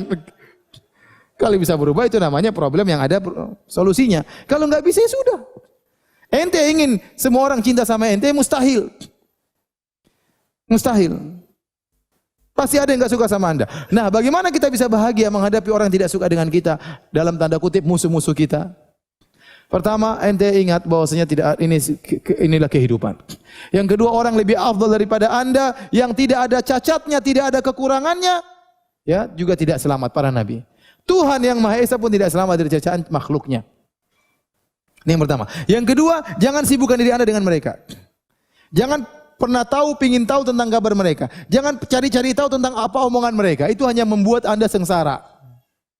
Dia ngomong apa tentang saya sih? Ngapain ditanya-tanya? Biarin dia ngomong, ente nggak usah dengar. Makanya Syekh Sa'di mengatakan, kalau ada yang mencela Anda, sesungguhnya kemudaratan itu muncul tatkala Anda ingin tahu tentang dia. Kalau Anda cuek kan Anda bahagia aja. Udah, dia ngomong apa yang penting Anda sama istri, sama anak-anak selesai. Jalan-jalan, biarin ngomong apa. Ada yang lapor, Ustadz si fulan, saya enggak mau dengar. Ente dengar sendiri aja. Yang pusing ente, Anda enggak mau pusing. Ente dengar sendiri, saya enggak mau dengar. Berapa kali orang tegur saya bilang saya tidak mau dengar. Ada yang kirim Ustadz, ada yang ceramah, saya enggak mau dengar. Langsung saya delete, saya bilang saya tidak mau dengar. Jangan kirim lagi seperti itu. Ada ibu lagi datang, Ustadz ada yang nuduh, saya tidak mau dengar. Ibu saya enggak suka seperti ini. Jangan ulangi lagi, saya tegas. Saya lagi bahagia, ente ganggu seperti ini.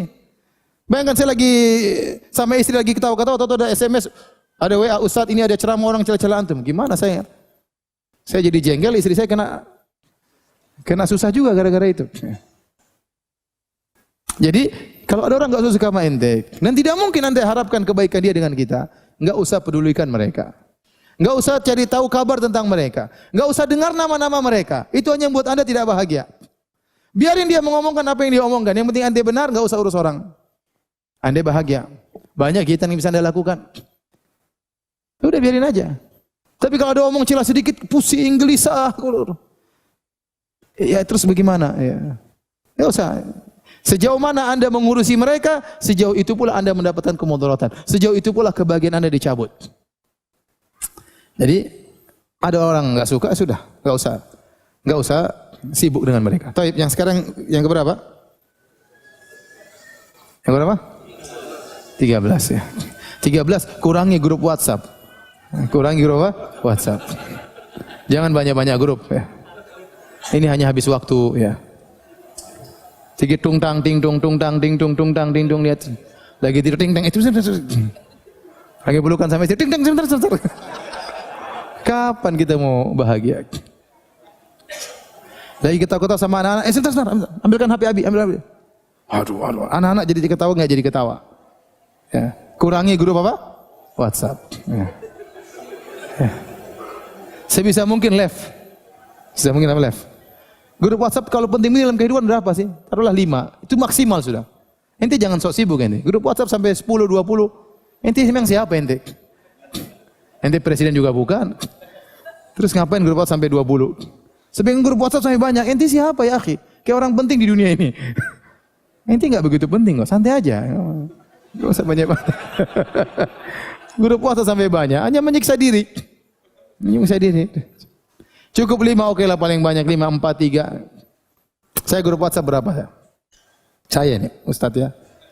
Grup WhatsApp Dewan Fatwa Al Irsyad 1.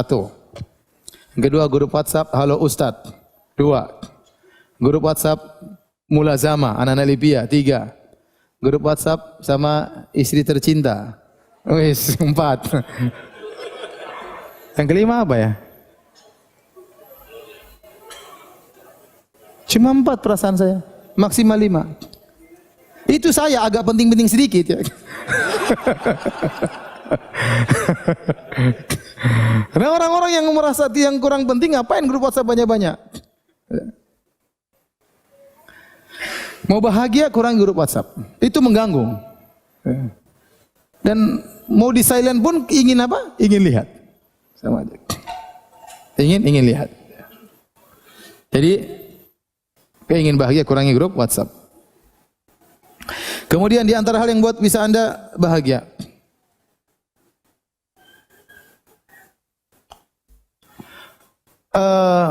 Kalau tidak mampu beranikan menolak sejak awal. Ada orang minta sesuatu, Anda tidak mampu langsung bilang mohon maaf saya tidak mampu, mohon maaf saya tidak bisa. Jangan kita beri harapan kepada dia. Kita bilang insya Allah ternyata kita tahu tidak mampu, akhirnya kita sibuk, akhirnya nggak enak sama dia, minta maaf di kemudian hari. Jangan, nggak mampu sudah. Beranikan diri untuk mengatakan tidak kalau memang tidak mampu. Jangan gantungkan orang, ya. Jangan gantungkan orang kepada Anda. Ustaz bisakah Ustaz gini-gini? Oh, saya tidak bisa, mohon maaf, saya nggak ada waktu, mohon maaf. Jangan bilang kemudian nanti kita atur, akhirnya dia berharap sama kita, dia tidak jadi-jadi. Kasihan. Bisa nggak kita bantu? Kalau nggak bisa bilang dia, saya nggak bisa. Karena menggantungkan orang kepada kita membuat kita hidup gelisah akhirnya. Ditelepon lagi, dicari lagi, kita menghindar lagi. Padahal kita tidak mampu. Mending dari awal bilang, saya tidak mampu. Kumpulan ibu-ibu ada yang ngajak, Bu kita mau jalan-jalan ke sini. Saya nggak bisa. Bilang aja nggak bisa. Oh bilang oke nanti. Padahal kita tahu dalam hati kita nggak mampu. Akhirnya nanti kita ditagih, kapan mau jalan-jalan, kapan mau ini, kapan mau anu. Bilang aja sejak awal saya tidak bisa. Latih diri kita untuk berani menolak sejak awal daripada minta maaf di belakangan. Itu maksud saya. Ya, siapapun. Ya. Taib, di antaranya agar kita bahagia mudah memaafkan. Yang keberapa ini?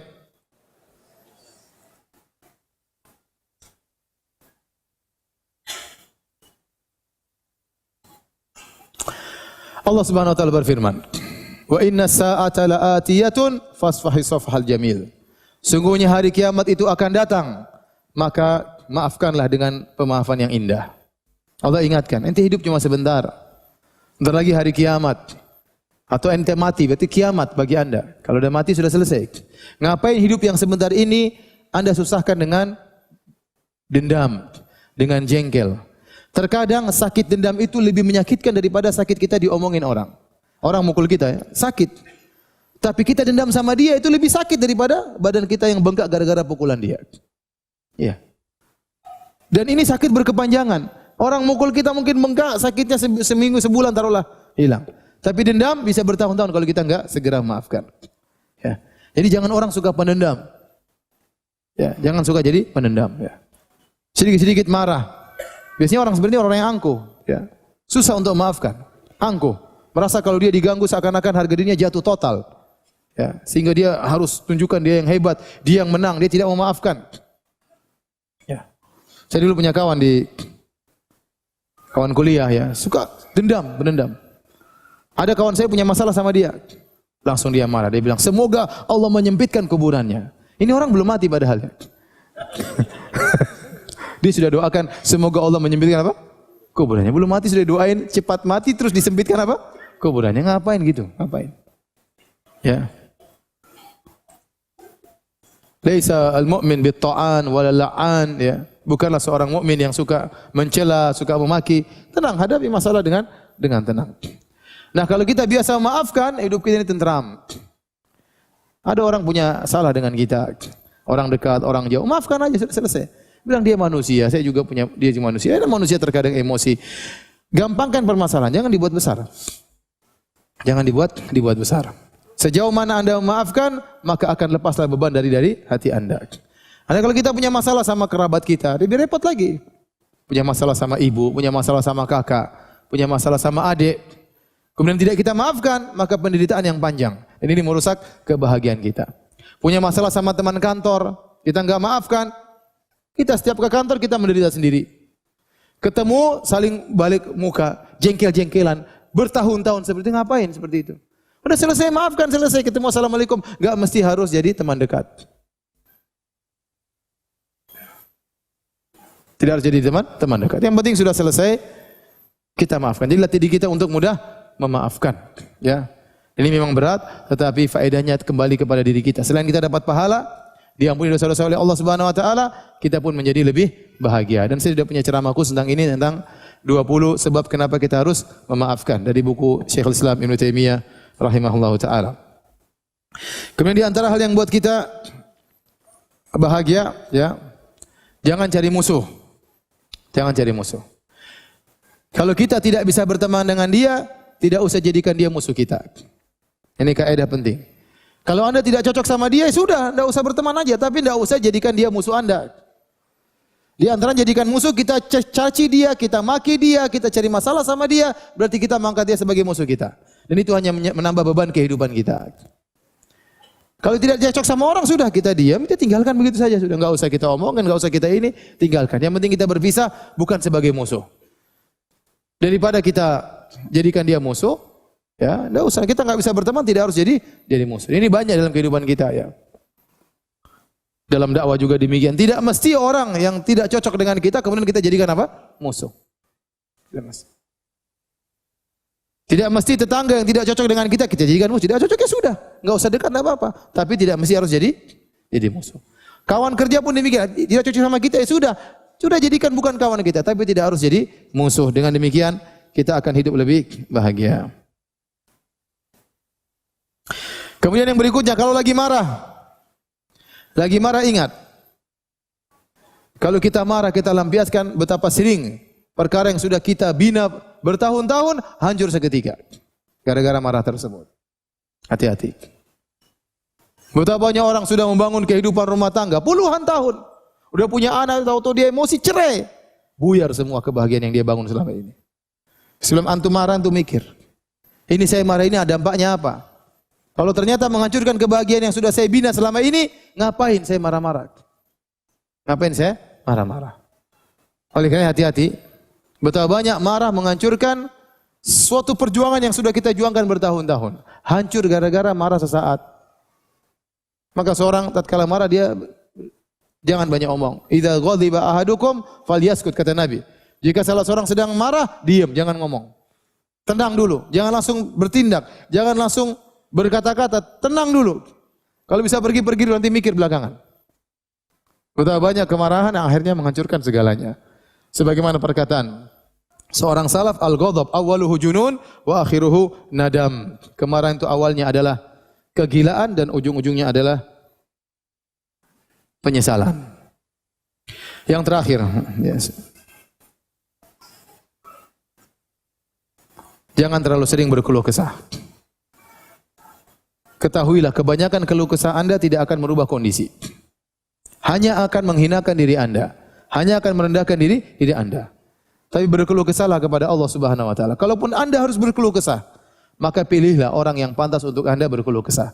Yang bisa memberi masukan, yang bisa menaikkan ya semangat Anda. Tidak semua orang Anda datang dan berkeluh kesah. Keluh kesah tersebut seringnya tidak merubah kondisi Anda. Hanya semakin menghinakan Anda di hadapan manusia.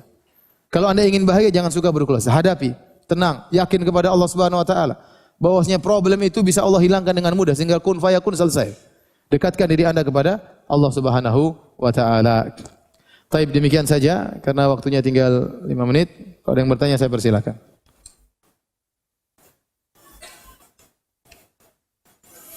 Saya mempunyai teman dari kecil, seorang Nasrani. Dia sering berkunjung ke rumah saya, mengajak jalan sampai mentraktir. Masya Allah, itu yang menyenangkan, diajak dan traktir.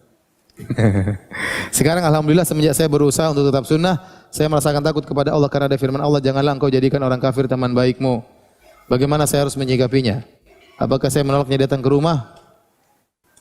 Enggak, saya rasa tidak ada masalah. Dia datang aja sambil ngobrol. Ya, sambil ngobrol pelan-pelan masukin tentang masalah. Sebagai teman kita berusaha masukkan Islam kepada dirinya.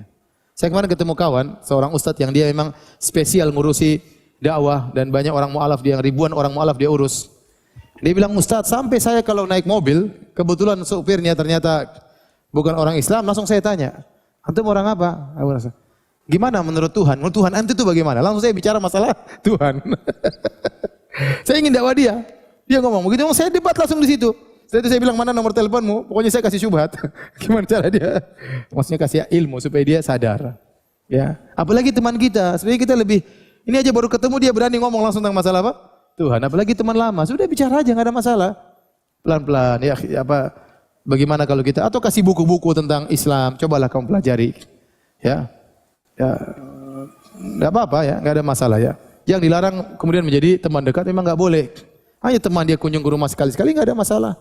Sebagaimana kita punya tetangga, terkadang tetangga itu orang-orang apa namanya non Muslim ya.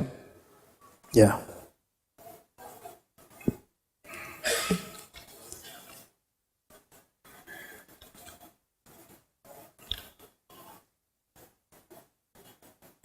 Ustaz, saat kita berpergian membawa Al-Quran kecil pocket, kita taruh di atas saku atau baju, bolehkah tanpa sengaja ataupun sengaja kita bawa masuk dalam kamar mandi?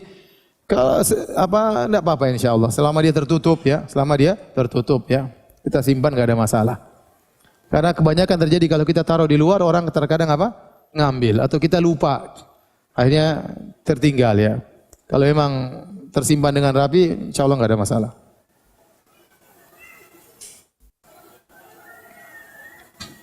Ustadz, saya ditolak ta'aruf karena saya gendut. Apakah harus kurus dulu baru dapat jodoh? Usaha, karena namanya usaha. Ya udah kurus dulu. Ya, usaha ya. Nanti kalau udah berhasil gemuk enggak apa-apa. Ya, namanya ya secara biasa orang suka yang lebih langsing ya. Itu biasa, itu manusiawi ya. Manusiawi ya. Apalagi saingan banyak sekarang. Ini apa, olahraga dulu, kuruskan badan ya. Baru coba lagi ta'aruf ya. Insyaallah ada perubahannya.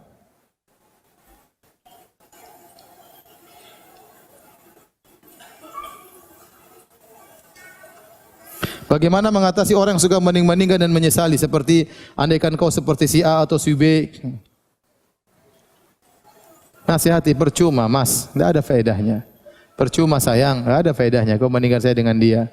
Ya. Saya tidak akan bisa pernah jadi apa? Dia. Ya. Takdirmu sudah begitu Mas, sabar. Ya nasihati, enggak boleh seperti itu, menyakitkan hati. Suami bandingkan istrinya dengan istri orang lain, istri bandingkan suami dengan suami orang lain. Ya. Ini perkara yang sangat menyakitkan. Ya. Makanya di surga kelak di antara sifat-sifat bidadari, ya qasiratu tarf. Dia menundukkan pandangannya hanya melihat suaminya. Dia tidak pernah membandingkan suaminya dengan suami orang orang lain. Dan itu di antara bentuk kebahagiaan. Bagaimana sikap kita menghadapi tetangga yang selalu pura-pura tidak melihat kami dan selalu minta ditegur terlebih dahulu? Ya sudah, tegur aja dulu, enggak ada masalah. Enggak usah cari masalah, enggak usah ego. Dia mau ditegur, tegur aja, kan gampang aja. Assalamualaikum, udah, biarin aja. Daripada nanti pulang itu enggak mau ditegur, enggak usah diurusin. Udah. Jangan tambah masalah di otak ente, sudah. Ada solusinya, kita tegur dulu, sudah laksanakan solusi itu. Biarin aja, dia modelnya begitu, ya sudah. Nah, dia udah, jangan tambah problem. Udahlah, biarin aja, dia yang sukanya begitu, ya sudah. Ada masalah.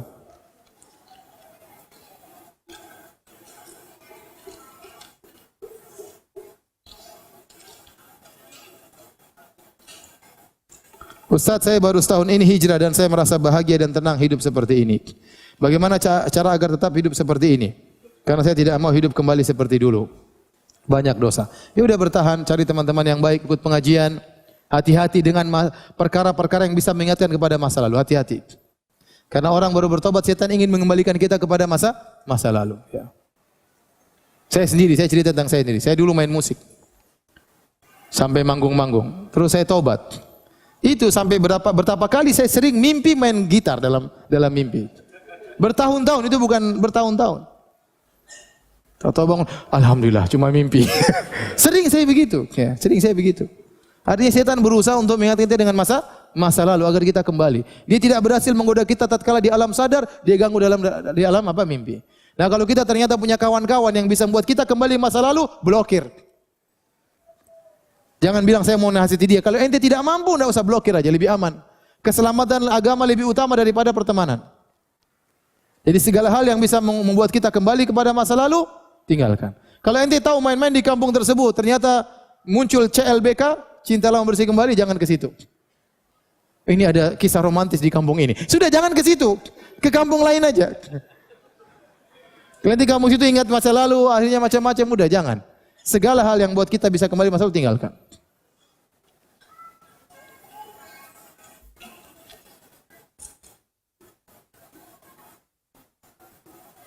Ustaz, bagaimana jika kita ingin berteman dengan seorang karena merasa iman kita baik dengan dia, namun dia menjauh karena mungkin merasa kita bukan teman yang baik untuknya? Ya sudah, cari yang lain. Teman masih banyak ya. Jangan baper, sudah selesai. Maksudnya, jangan tambah masalah. Dia enggak mau, ya sudah. Ente ngapain paksa-paksa? Saya mau jadi teman ente. Dia enggak mau, ya sudah. Santai aja, santai, enggak usah. Jangan cari masalah.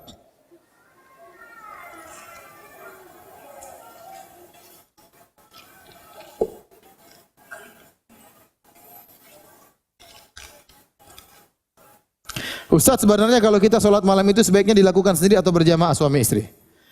Sesekali suami istri baik, tapi seringnya sendirian. Lebih utama apa? Sendirian. Karena kita butuh khalwat.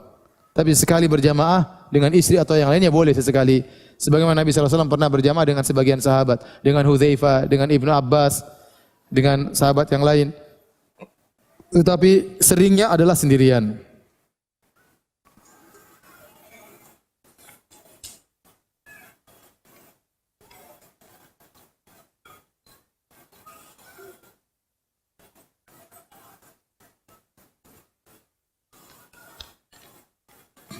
Ustaz, bolehkah kita menyungguh orang sakit non-muslim? Boleh. Termasuk kemanusiaan, enggak ada masalah. Apa kita diperbolehkan mendoakannya? Boleh, perkara kita doakan semoga cepat sembuh, enggak ada masalah. Semoga dapat hidayah, enggak ada masalah. Ya, enggak ada masalah.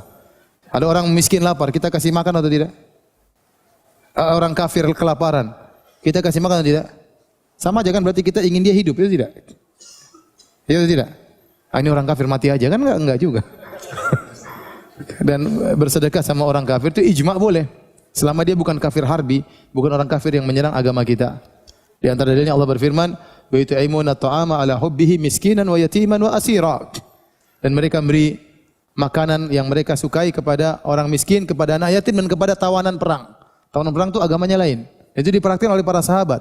Sampai para sahabat waktu dalam perang Badar, mereka menawan orang-orang kafir Quraisy. Dan makanan yang paling enak bagi mereka adalah roti, gandum, korma nomor 2. Ya. Tapi karena mereka tahu Nabi menyuruh mereka berbuat baik kepada tawanan, sehingga mereka kasih gandum kepada tawanan. Mereka makan korma. Sampai tawanan tersebut sampai malu. Bagaimana kita ditawan, terus makanan enak dikasih kepada kita, yang ngasih makannya kurang enak. Ya. Seperti kita nawan orang, kita bawa nasi, ada kambing, ada tempe. Kemudian kambingnya kita kasih dia, kita makan tempe. Yang dikasih kambing kan gak enak. Gimana masa kita ditolong malah dikasih kambing, dia makan tempe. Itu dipraktikkan sahabat terhadap tawanan orang kafir. Jadi tidak apa-apa kalau ada orang kafir kita jenguk, kita doain semoga cepat sembuh, semoga dapat hidayah, ya tidak ada masalah. Sebagai bentuk kemanusiaan. Kalau kita bisa sisipkan dakwah lebih baik. Ustaz, seberapa penting olahraga memanah untuk ibu-ibu? Enggak lah, ibu-ibu enggak usah mana-mana lah. Saya tidak menganjurkan ya. Bawa mana-mana. Olahraga yang lain, olahraga yang menyenangkan bapak-bapak, gimana caranya? Yang penting sehat ibu-ibu, jalan pagi kayak apa, kayak senam kayak di antara ibu-ibu. Nah, bikin sekali-sekali seminggu sekali ngumpul, senam bareng-bareng ya. Daripada di tengah jalan putar musik kemudian dilihat oleh para laki dengan baju yang membentuk tubuh, ya jangan. Mending ibu-ibu kumpul di mana ya. Senam kan sebentar, cuma ketemu senam 1 jam pulang. Jangan ketemu senam 1 jam ngobrol 5 jam.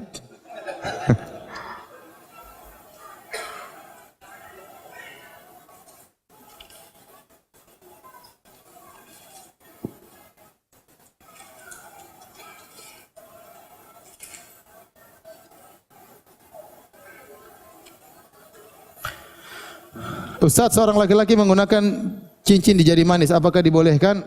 Ya. Yang tidak boleh ini 2 ya. Jari apa?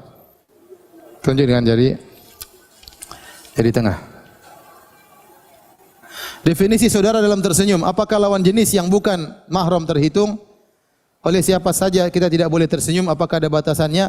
Kalau senyum menimbulkan fitnah, jangan. Asalnya senyum kepada siapa saja ya. Tapi kalau kita kira-kira menimbulkan fitnah, maka jangan. Ya. Contoh, seorang ikhwan sekali ketemu di mall. Teng. Ah, itu menimbulkan fitnah. Jalan tiba-tiba berhenti sebentar, kemudian saling berhadapan, kemudian saling apa? Senyum. Wah, ini bahaya kalau begitu. Tapi kalau biasa-biasa ketemu ibu-ibu, ketemu bapak-bapak, senyum biasa enggak ada masalah. Ya, mending tidak menimbulkan apa? Fitnah. Ya, bisa menimbulkan fitnah tidak, kita bisa rasakan ini bisa menimbulkan fitnah atau tidak. Dia sendiri, kita sendiri terkadang bisa menimbulkan apa? Fitnah.